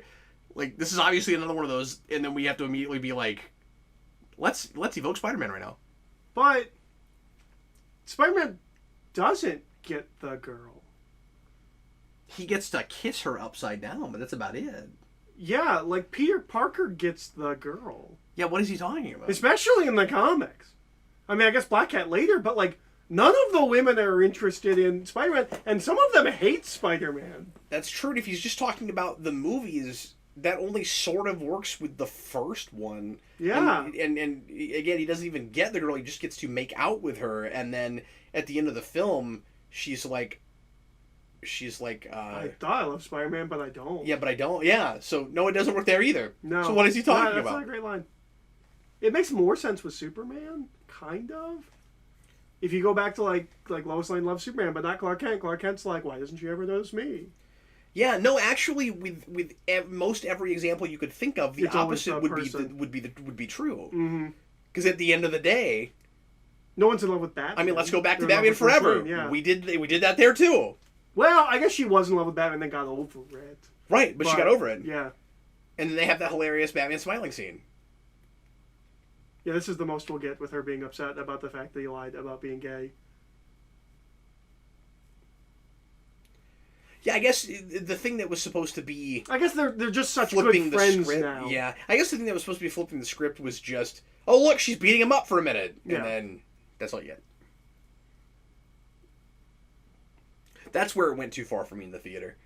Like, I honestly expected this to be one of those scenes where it would turn out that it was actually a dream or something. Mm-hmm. Because I just did not buy that. Like, her being, you know, like that reasonable and understanding to, like, let him go and not, like, call anyone or whatever is fine. Okay. But then I'm going to make out with him. I don't know. That was going too far for me. Here's my issue with it. is that I get the idea. It feels like a fantasy wish fulfillment thing. It doesn't feel like what would happen. Yeah. Oh, look, he's touching with gloves. That means it's okay. Okay. Here's what I think is supposed to be happening. What we're supposed to take from it is, well, one, it's the superhero thing. Is like she's kind of turned on that he's a superhero, but Right. also, Yeah, that's true. they're already like best friends, right? Like, so it's just finding out that he is into her, and so like they've already formed the bond, right? Yeah. That's not supposed to be happening there, right? Yeah. You know what the problem with that is? He's pretending to be gay and doing things that he wouldn't normally do because he's just trying to be one of the girls. So she wouldn't know how much is actually him. Yeah, he's not gonna do like tanning stuff when they're actually together. That's him putting on airs. Yeah, she wouldn't even know what his gay. actual interests are. Yeah, I mean, I guess Besides comics and stuff. Yeah, but- I guess there is a little bit of that, but See, I completely agree with you. The thing I always had with it was just I would think that you would need more time to process it. Where like suddenly you'd be really into him physically. I would think you would need time to like if I don't know. Let me reverse this for a second. If I was like friends with like like a lesbian girl. Mm-hmm. And then I suddenly found out that she was faking the lesbian thing and she was actually into me the whole time. I guess it can be different with guys and girls, whatever. But, like, I wonder if I wouldn't need a minute to process it. We're like, oh, wait, you like guy? Like, I'm thinking about you differently now suddenly. Right? I don't know. Maybe, like, the next day, but I don't know, 5 seconds from now. So, his friend grabbed that girl and was like, come here, I'm going to convert you to a comic reader right now. I wonder what comic he put down in front of her. Because if he's a smart man, it's Sandman. Yes, that's right. If you want to make girls read comics, give them Sandman. Actually, there's more options now, but traditionally it's There's Sandman. a lot more options now. And Saga, I guess, would be the top. Yeah, and I don't want to play into stereotypes and say every woman is the same, of course. No, but that seems to be Sandman is pretty famously universal. the big one that like even girls that don't read comics will read Sandman. Pretty easy to get women. Sandman's a great thing to give to people who like Harry Potter. Like if you like Harry Potter, you will like Sandman. Well, and also they're different. Can we go more broadly? Most women that, or I should say, like younger girls, like younger than me or my age, that read like Gaiman, just in general. Yeah. He's made a name for himself as just a novelist. Yeah, but I think that's part of why it's pretty easy to go Sandman. It's something about his literary sensibilities. A lot of women just like Gaiman. It's that more fairy tale than fantasy. I've met a lot of girls that have never read a Marvel comic but read 1602. Interesting. Like, girls like Gaiman. Again, I don't mean to be, like, broad swath, but for the most part, I don't know. I've never met a girl that I think it's that reads modern stuff and doesn't like Gaiman. Which is interesting, especially in I was going to say his novels, but it's in everything, is he has this real fairy tale kind of thing. Like, his prose in novels is very, like, and fairies dance around the flowers, as they do. We're like, it's a very matter of fact, like fairy tale-ness, but also very adult. Yeah. And it never feels like there's a nice balance with that and the whimsy. Yeah, but it never feels like jarring because of the whimsy. And so I think that just Did he change some of the colors of his costume? Kick-Ass or Red Mist? Red Mist. I don't think so. Or is it just that in that light his hair is not as red, and so I'm confused about the colors? Maybe that's what's going on. Yeah, I'm not sure. It looks much more brown. Oh, You're no. right. I think maybe it's wearing out. He was maybe? wearing a wig before and now he's not, or yeah, maybe it's just wearing out. I don't know. Yeah, I don't know. That's weird. I mean, he's definitely wearing a wig, but it looks brown here, and it was like bright red before. It might have just settled. But it's definitely not right. But if it's a wig, I don't know how chemicals work. Why is he spray painting a wig? Why doesn't he just get a wig that has those colors? It's a wig. I don't know. I mean, imagine if Batwoman did that, where it's like, oh, your hair got black. Why didn't she just get a red wig? Okay, so this is the big question I was asking everybody about Kick-Ass that's seen Kick-Ass. Is this too far? Is it too far? Because it's not like there's an escalation that gets us here. It's not like because it's becoming more of a comic book world because of what Kick-Ass does, we got to this. This existed already. Okay. Is it too far? So this is addressed in the commentary to some degree, which is he did not, or no, he wanted it, Millard didn't. Millar said it was too far, and he said, no, this really exists. And he pointed to like actual real jetpacks that you can buy that work to some degree. He's like, it's heightened because it's a movie, but these do exist in the real world. And then that becomes the question of, just because it's real doesn't mean you'll believe Doesn't mean I buy it necessarily. Yeah. I think it works in the scene that it exists in. I think it's smart that, as far as I understand, it does not come back in the sequel. It doesn't. I could also see the argument. I'm not necessarily making this argument because I just thought of it, so I'm just going to throw this out. It also helps he's not like flying around the city like Turbo Man. Yes. I could also maybe see the argument of, well, in a thing where, like, maybe you should have the technology, the technological equivalent of a superpower, but not really a superpower. You know what I mean? Mm-hmm. Where, like... Oh, I love this, by the way. The fact that he actually does his eyes. Yeah. Yeah, it's great. Because we always act like that's not actually... Like it's somehow not what's happening in the superhero movie. I love that he paints his eyes black like Batman. And you know where the most egregious example of it is? Batman Returns. No, The Phantom. No, Batman Returns is great because it's actually there. No, he takes off the mask and it's not there. No, it's there. No, it's in Batman Returns, it's there. I'll go show it to you later. You can see it. It's there. I am 90% positive it is not there. Really? Yeah. Okay, I'm pretty sure that he actually had the black around his eyes when he took the mask off. I'm pretty sure he doesn't. Okay, but in The Phantom, yeah, he takes it off and they cut and there's nothing. It's great. Early Arrow has that too, where he smears like grease paint over his face, and then he walks in the next scene and there's just nothing. He's walking to a party, like as if he just took a mask off. When we're done with this, we'll go check that. I really thought it was there. I am pretty sure it's not, because I remember making fun of it. Where like he like starts to tear it, cut, and there's nothing on his eyes now. Huh. I mean, you might be right. I thought it was there. Because it's not actually supposed to be there in universe. It's just to help, because you can't actually put padding there that close to the eyes. Right. But I like that we literalize it here, and in the world of superhero movies, that he does that he paints his eyes. One, it's what you do if you cosplayed it. Mm-hmm. You know, I don't see kick-ass cosplayers that often. I've seen it once or twice. Maybe when the movie came out, but like not much. No, I mean I've seen it recently, 3 or 4 years ago, but okay. I'm with you, not a lot. And I've never seen another character from these cosplays. Only kick-ass? You've never seen like Big Daddy or? You think Big Daddy and Hit Girl would be popular? Like with dads and their daughters? Yeah. Which is kind of messed up, but would be fun. And of course, we got to have a bazooka, because that's the thing that actually exists, but makes this more over the top. That's great.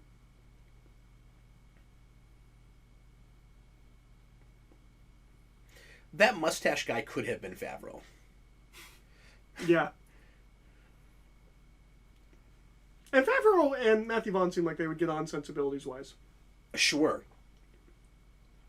I feel like they could work with each other. This is going to sound really awful, like I'm throwing him under the bus, but I wish Favreau would work with Vaughn a little bit, because he learned a lot. Like, he's a good director, but he's not Vaughn. Like, no. It sounds really mean. I mean, I like Favreau as a director, but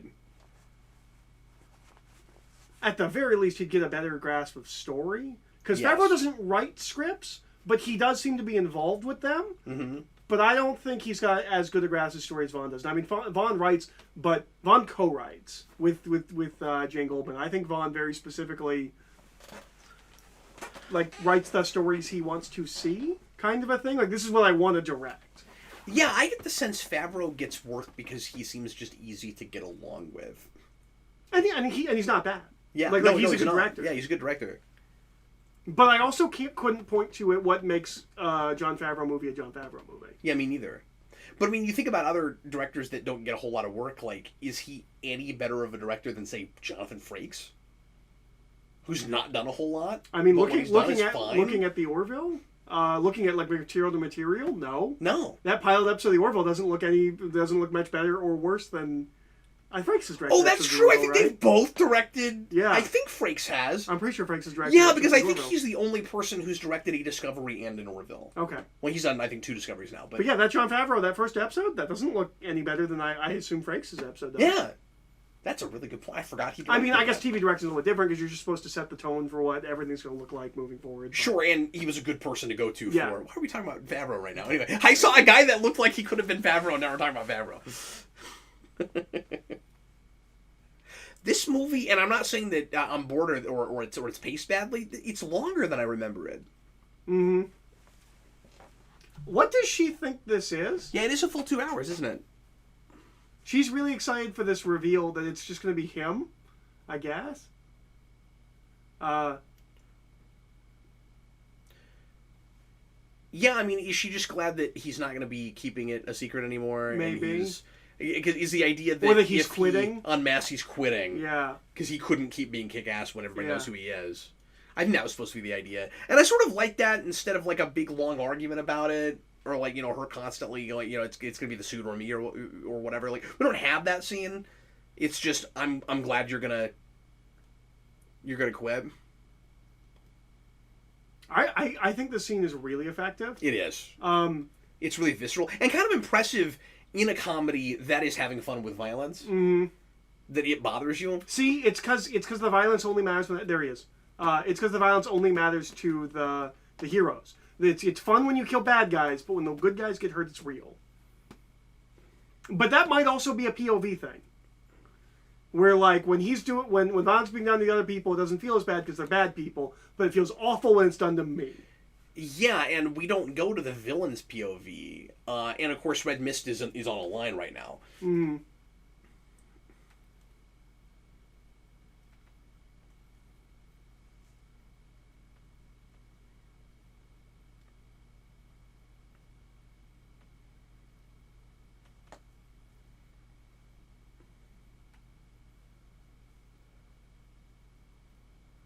I forget, what city are we in? I don't city. I'm not. I don't think we get a specific name. Do we not? Is it not like a real city? I don't think so. Or it's New York, but I don't think it's New York. Oh, okay. I just don't even remember right off. I know it's shot, I think, in England. I don't think it's actually shot here, but it's supposed to be an American city. It might be Vancouver, which is not in England, but... No, it is not. Yeah, it is New York. Which probably... You know what's a weird thing? It's going to make us seem like idiots because I'm sure there's landmarks and stuff I just wasn't paying attention to. Where is it? It is New York. Okay. Oh, okay. Which makes sense because they're doing the, you know, Marvel Comics thing. Well, and it makes sense because in the second one, at least in the comics, there's a big fight in Central Park, Madison Square Garden, one of those. Oh, okay.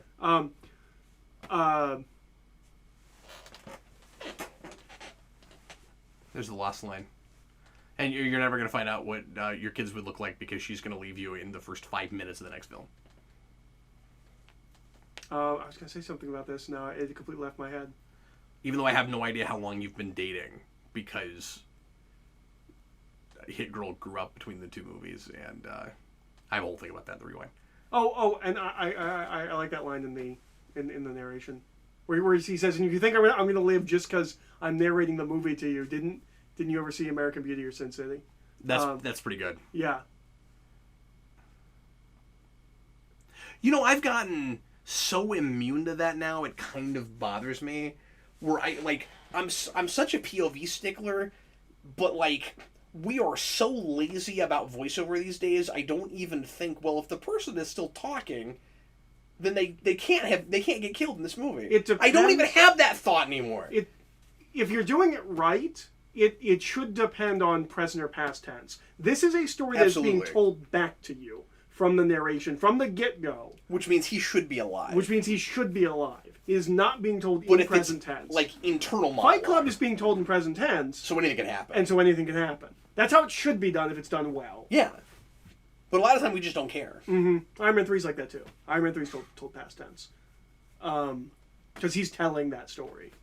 Yeah, and then we find out what the framing device is in the post-credit scene. Mm-hmm. Because he's actually telling it to a person. Yeah.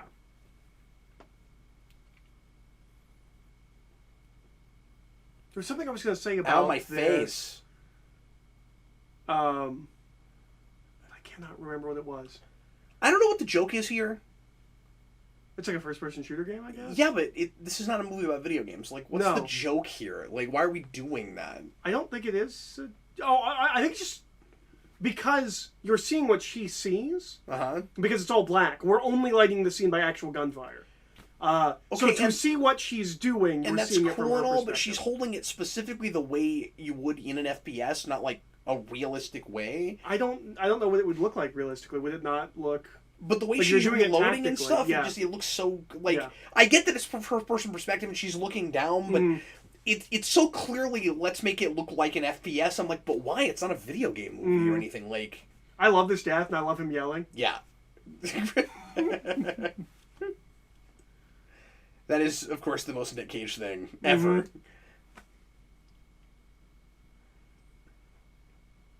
And I think it's a genuinely sad death. It is, even though it's funny. Yeah.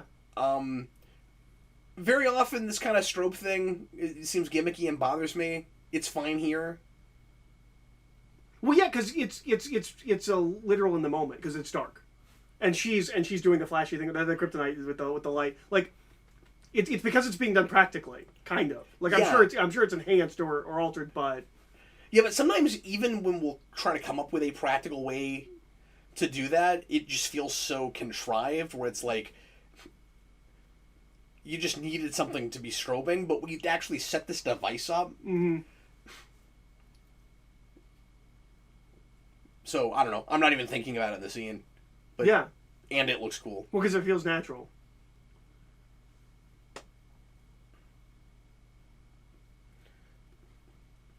It's just a great shot. It's just amazing that I gotta reiterate that we've got this movie with like a 9-year-old girl murdering people, and she's so likable, and you're not like feeling the need to turn the TV off. Like, it shouldn't work. It should be appalling. It should really bother you. Even in a comedy, it should really bother you. Especially because it's not just a farce, right? Like, there is a story being told here. These aren't human beings we're supposed to care about. There's kind of one in RoboCop 2 I remember Robert Ebert took issue with. Where he's like... Robert Ebert? Roger Ebert. Yeah, Roger Ebert took issue with.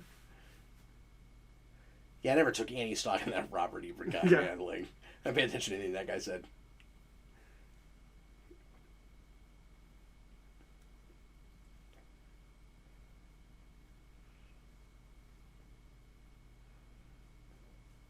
And she plays it great. She's also had a weird career since this movie. Like, everyone thought she was going to be a superstar, and it kind of hasn't played out that way. I think she made some bad decisions. Not like life decisions, but like she picked some bad projects. She picked bad projects. That Carrie reboot was It's awful, and nobody cared. Was not a good choice. No. They played that like a star vehicle. She was in an episode of Black Mirror recently, I think. Oh, really? I think there was one that I just kept seeing an ad for that also has the girl from Nice Guys and Spider-Man. But I think she was in it too, but I could be wrong. See, I think at this point in her career, TV is the way to go. Especially because the lines are blurred so much, who cares? But like...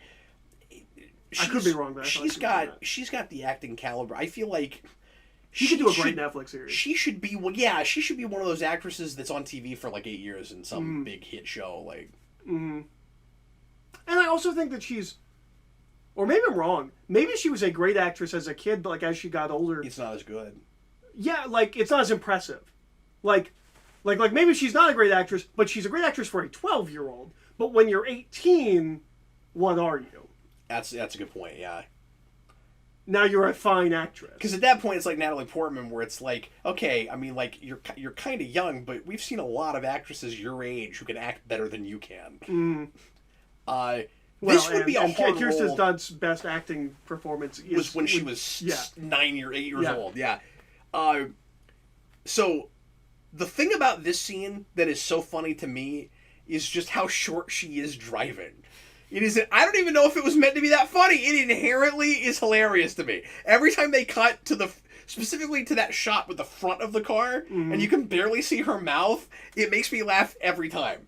Because right after the death of her dad, it's so funny. Wait, are they driving the red Mistmobile? Yes. We did an establishing shot. The red Mistmobile was left at their place. Because they take them all out of that building. And they leave, and they carry Red Mist off with them, and we leave the Red Mistmobile there. Now, I may have missed something, because I'm not paying 100% attention. Right. But I don't know why the Red Mistmobile would have been there. That's a really good point, but I would have to go back and look, because I don't know. But yeah, this is the kind of role that would be difficult for anyone to play. Mm-hmm. Much less a girl that young and to, like, really what life get experiences it are you drawing from for lean into- this? Yeah, and, like, this is going to sound like a weird thing to throw out, but children swearing very often is really hard to make feel realistic and like a thing they say regularly. And she does not have that problem. Now, maybe she just had a massive potty mouth when she was that age, but... No, I remember interviews at the time, because obviously there were parents groups that were upset about this movie, and her, and she's like, yes, but I know I'm not allowed to, like, when I walk off set, if I talked like that, like, my mom would beat me. I'd get in trouble. Yeah. My mom would beat me. I don't think she said that, but, yeah. My mom would take me out back and put a bulletproof vest on me and shoot me in the chest. I mean, I'm a child actor. Like, my parents aren't treating me well. Yeah, and would you agree with this? If we're gonna complain about that, where is the outcry for every child in a horror film? But they often don't swear. And I think there is outcry about kids in horror films. But the thing about kids in horror films is, because I've actually listened to... But you don't hear it every time, like... But it's... Because it's different on set? Yeah. Because usually... Because I've actually seen interviews about this. Like, they'll do things to make the kid feel comfortable. Right. Or, like, what's scary isn't really there, especially nowadays with CGI. Well, like, it's a comfortable environment. She's just saying bad words. Yeah, okay. Sure. But I imagine there are parents groups that are not okay with kids being in horror movies. Now I want to look into that and see if there was any outcry about that with the kid in the new Child's Play, who does swear a lot. Yeah, but he's like 15. He is? Isn't he? He seems more like 11 or 12. Oh, I feel like he seems older than that. Maybe I'm wrong. Is he? Okay. Or is it the Smallville thing where he's supposed to be younger? But he seems... No, I imagine he's like 15 playing 12. Playing 12? Okay. But okay. He's at an age where I think, I say that, but then, like, I don't know, like, we do it with It, we do it with Stranger Things, like, I guess nobody cares anymore. But those are all... They're not kids. And I guess she's not either, but she feels younger, I think, than she probably... Because she's probably 13, 14, that's playing like 10 or 11. I don't think that's true. Okay. I will check and see what age she was, but not to be crass or anything about it, but she clearly has not finished puberty yet. And that happens with girls younger than it does guys. Okay. She cannot be older than 10. You think she's 10 in this? I think okay. she has to be. Then that makes more sense than like Stranger Things or It, where they're... No, you're right. They're like 14. I think it's the kid... I don't think anybody cares if teenagers are swearing. Like real or fictional. Now, I'll see if I'm right about that, because, I could just be talking on the other side of my face, but...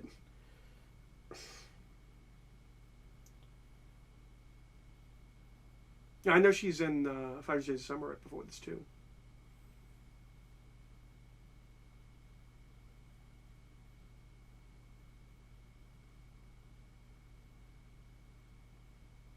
Oh, and this sequence is wonderful, and I really like the use of the... I can't remember his name is. It's not Leone. That's the director. Oh boy, I can't remember the composer of this music's name. Marcone? Yeah. Marcone. This is from... I'm pretty sure it's Good, Bad, the Ugly, but it's one of Dallas Trilogy's movies. But it's used great here. So she was 13 when the movie was in the theater. So she was probably 12 when they made it. Or 11. Yeah.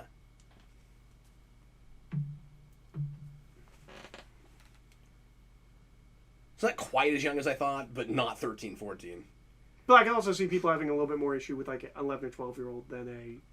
No, you're absolutely right about that. Yeah. Yeah, I then got fixated on a different argument. The Stranger Things kids are getting old real fast. Well, yeah. They are going to have an issue with that show. Yeah. What they need to do is write all of it now. We'll Film shoot all of it now. Yeah. I either didn't notice or had forgotten about that kind of Western sting in the score there. That's what I was talking about when you were on your phone. I was looking up things, yeah. That's from The Good, Bad, the Ugly. Oh, okay. Well, it's from one of the Dollars Trilogy. I'm pretty sure it's Good, Bad, the Ugly, but I could be wrong. That could be from Fistful of Dollars. Well, but also, that's a thing that, like, a lot of movies rip off. but that's specifically Morricone's score. Sure. Like it's not like meant to sound like it. Like it is that music. I think this is iconic enough. Yeah. No, I'll agree with that.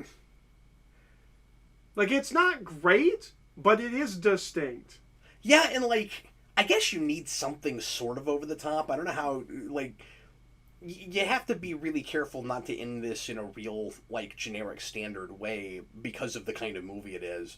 Mm-hmm. But you also can't let Hit Girl do everything. Mm-hmm. You can't let her have all the fun because it's not Which her movie. is kind and of how would it be happens really... in the comics. Oh, is it? Because it would Yeah. be really easy to do that, wouldn't it? Yeah.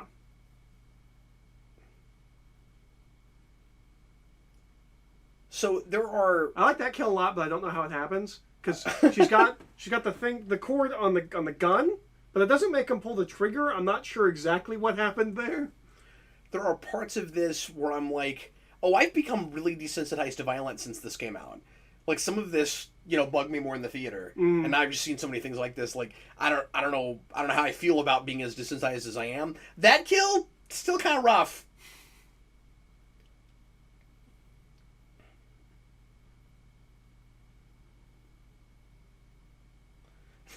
This part of the score is like inching so close to Kryptonite by Three Doors Down. Yep. It's not that, but it's so close. I think she does a good job of looking scared right before she does this. Yeah, that's pretty awesome. And there is a moment Where later. again, you get in these characters' heads so well. She's not gonna let anybody see that. But Yeah. we were with her for a minute, so we got to see There it. is a moment later when she fights Frank D'Amico where she becomes a small girl, and it's like Oh yeah, yeah, where yeah. he just grabs her, and she is a 10-year-old girl in that moment, that doesn't know what to do. And she's never been in that situation, so like from her perspective, it's like nothing will ever go wrong. And then she lost her dad, and now something has gone wrong. This is a good music choice, but I don't is. think it's as good as Banana Splits. Yeah, and I just don't think you'd get a better track than that. Like, it's so perfect. I would have stuck with cartoon. Mm. I don't know what I would have picked.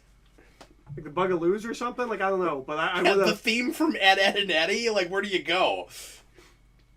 You could have done one of the Archie songs, I guess. Yeah? What's a Sugar Sugar? You could have done Sugar. You could have done like a kind of a punky Sugar Sugar. Yeah, that's a cool idea.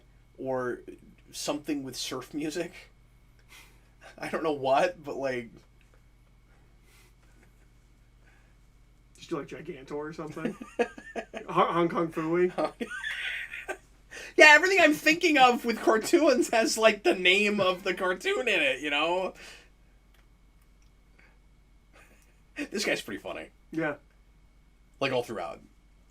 He takes the rocket launcher, right? He's the one that's like, all right, I'm doing this, but I'm taking the Yes, rocket and launcher. isn't he like one of the last ones standing? And oh, okay, we're already in that part. Yeah.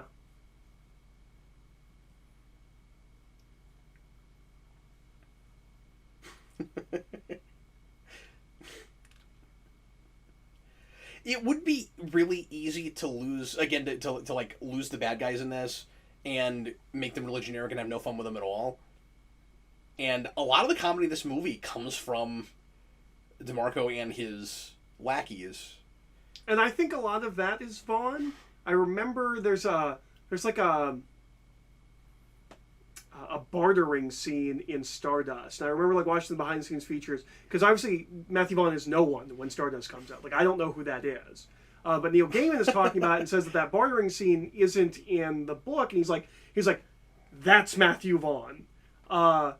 And I kind of think he and I see that in like his bad guys, especially like mafia bad. And he starts as a producer on what's his name's films, like he did like Lock, Stock, and Two Smoking Barrels. Like he comes from a crime background in film.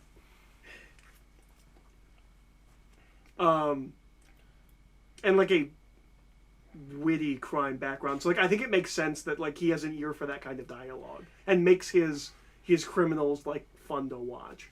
Did you ever see Green Hornet?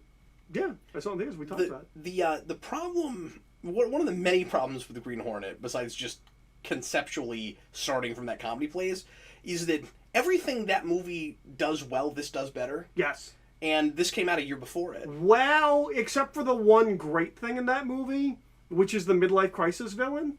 Yeah, no, that is pretty great. I forgot about that.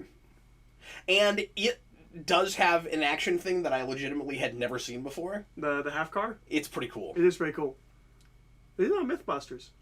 Really? Yeah, I can't remember where they land on that. Okay, so here's the thing. This seems really unrealistic. He is only going up.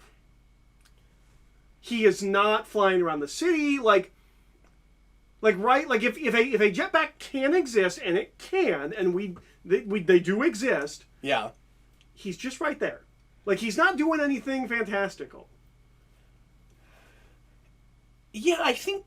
But I think, even though I think right now we have technology and we can do this, I think we could have done it in 2010 in real life. Yeah. I still think it crosses, like, that weird, like, mental uncanny valley, where it's like, okay, even if it's real, it feels unreal. The reason is because it's a big special effect. Mm-hmm. It's that more than the technology. It's that this movie... It's not a real jetpack. Yeah, it's that this... He's not really flying there. Yeah, it's that this movie hasn't had anything like that. Mm-hmm. Everything for the most part has been practical. Mm-hmm. And so it does take you out a little bit. I'm not even saying it looks bad. I'm just saying that it wasn't that kind of movie until just now. Mm-hmm. And I'm not even saying it doesn't make sense in some ways to go there. It just takes you out a little bit. Mm-hmm. It took me out in the theater a little bit.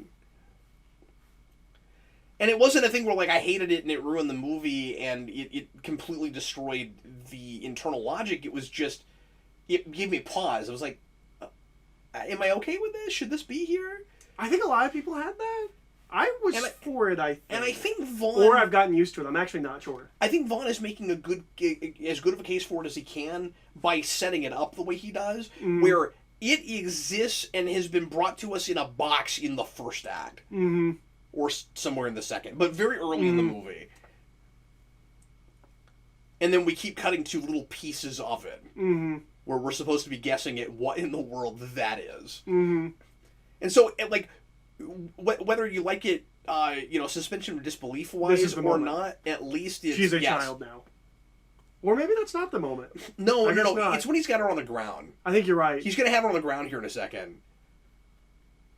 No, she's still into it and thinks she's got him pegged. Because, like, she's resourceful and she keeps having a thing. And it also works great because you expect her to win this right here. Mm-hmm. And if memory serves, you're right, and he gets her on the ground. And I think he grabs her by the neck. Yeah, see, that was visceral in the theater. When he drops her there. Yeah, now she's a little girl. There it is.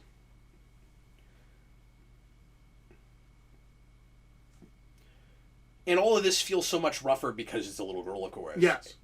And because it's getting real all of a sudden. I think part of the reason I'm so impressed with her, not just because Moretz is amazing, but the script, the way she's written on the page, makes me like her so much that this matters to me. And there's this... I'm always impressed when you can make me care this much about a little kid, because I think kids in movies is hard on a bunch of different levels.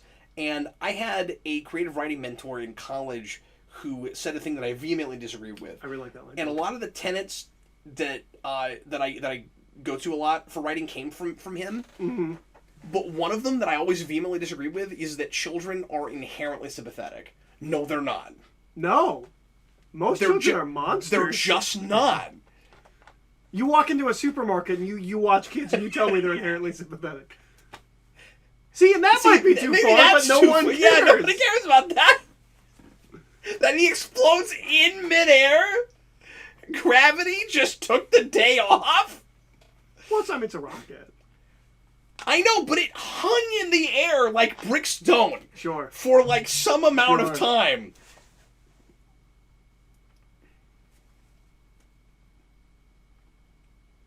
This movie is still very watchable. Yeah, it is. Like, I've been enjoying this all the way through. Yeah.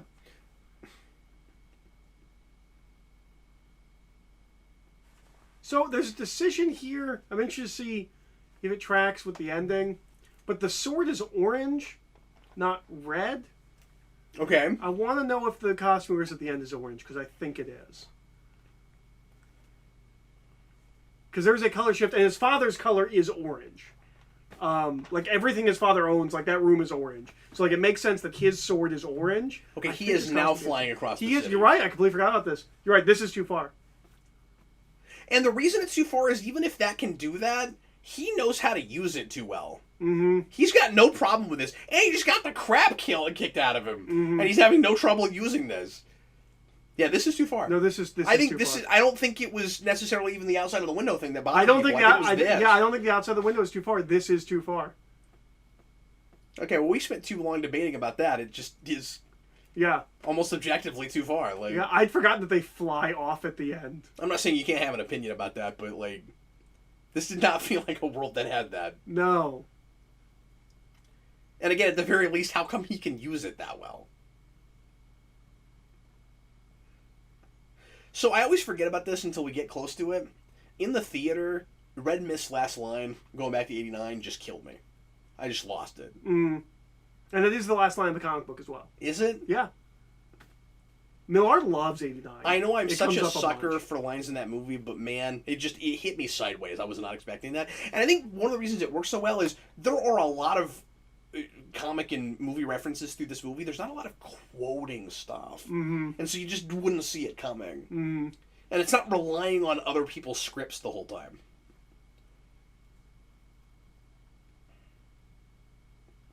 And I also feel like movies weren't as there as they are now, where like everything is pop culture references all the time, 24/7. There is nothing that you will watch that doesn't do that. And we were moving towards that at this point. Yeah, you know what's interesting about this? Now you say that. You know what's interesting about this movie? It's a movie about characters who are nostalgic for things. And it reminds us of stuff we know, but it doesn't feel like it's... It doesn't feel like a nostalgia trend. No, it's not like pandering to... Yeah, but also it doesn't feel pandering. But also, its touch points are so recent at this point. Like, it's not pandering to the Spider-Man crowd that's still going to see Spider-Man movies. Yeah, that's true. Like, this is 3 years after Spider-Man 3, like... But it's not relying on that stuff. No.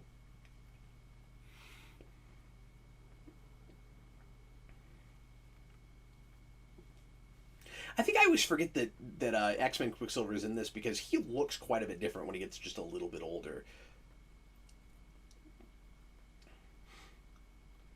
Okay, let's see his costume's orange. Yeah, his costume's orange now. Okay, so that's a choice. Yeah, that's fun. He's got a basketball. Yeah. So, I love it so much. It's so is great. he Orange Mist now?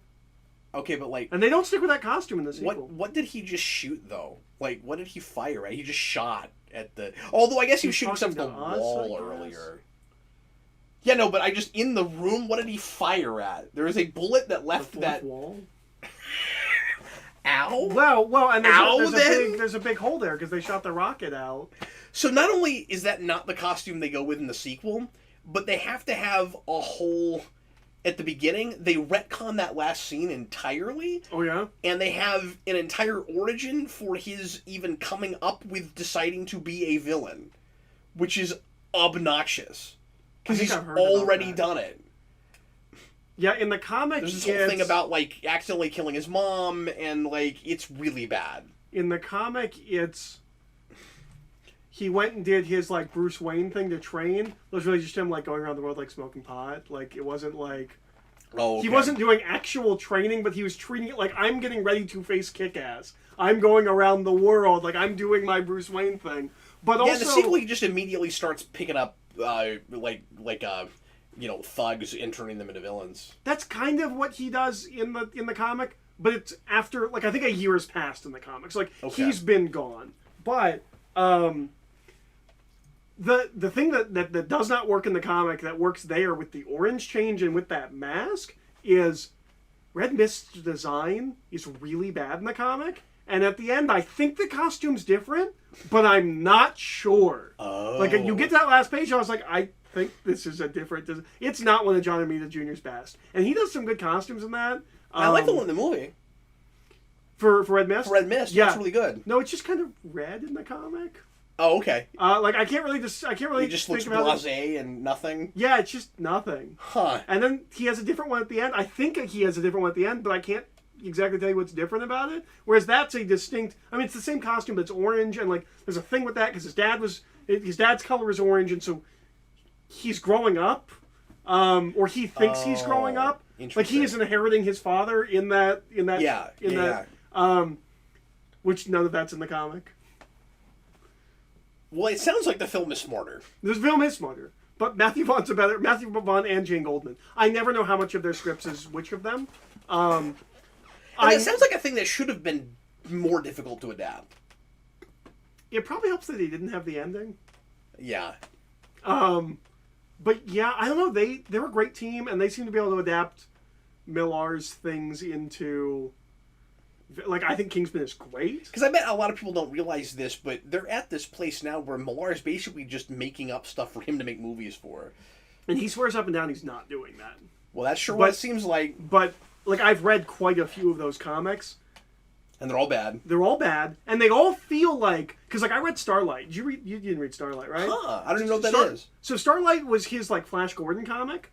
And it's beautiful. Like... I think I got rid of it because I will never read it again. But like the artwork is phenomenal. It's worth looking at for the artwork. It has so many great ideas, and like I finished it, I'm like, well, that's going to be a great movie because people are going to pick up on the ideas that he had here. Because so he's just making like first draft comics that are like storyboards for a good movie, and then somebody else comes along and makes it better. It basically what happens is a stand-in for Flash Gordon saves Mongo or whatever, right? And then goes home to his wife. Because sometimes Millar can be a little heartfelt. So he goes home to his wife and doesn't get with the alien princess. And then he's an old man. They come and get him because they became a completely pacifist planet, which made them completely open to invasion, where they had no weapons. They never comment on it. There's never like a delving into the idea of like, oh, you cannot be pacifist if everyone else isn't pacifist. No, I was like, that's gonna be a great idea. Like the premise of the thing. Yeah, it's gonna be a great thing to explore in that film. And then what is that fantasy thing that I read the first issue of and loved that you didn't care for? Oh man, the ending sucks. Could Reborn be made into a good movie? Absolutely, they all can be. And Netflix owns all of them now, I think. Oh yeah, because they bought the Millar first. Yeah, they're doing a bunch of them. Reborn absolutely can be made into a good movie. All of them could be, I think. But no, Kick-Ass is Although the last... Reborn sounds expensive. It does. But Netflix is willing to do it. Yeah. But Kick-Ass is maybe the last thing Millar writes that I think is worth reading. And even then, that comes with a big... caveat? Yeah, of like, this book is really cynical. Like, this is not for everyone. Although, I don't know if most Millar things, like... I mean, I think you can give most people, like, Old Man Logan. But, like, the Ultimates comes with caveats. Until you get to the Hulk kids at the end, which is awful. Yeah. But you're right. I mean, obviously, I adore Old Man Logan, and I think it's brilliant. And yeah. Like, I get what... It's kind of annoying how everything has to be freaking Old Man Logan right now, but I get how it got there, because it is that good. What's weird is we have, like, a decade without it. Yeah. Where, like, it came out, it was really big, and then was, like, forgotten, and now it's Old Man Harley, and Old Man Logan, and Dead Man Logan, Old Man Quill. Yeah. And...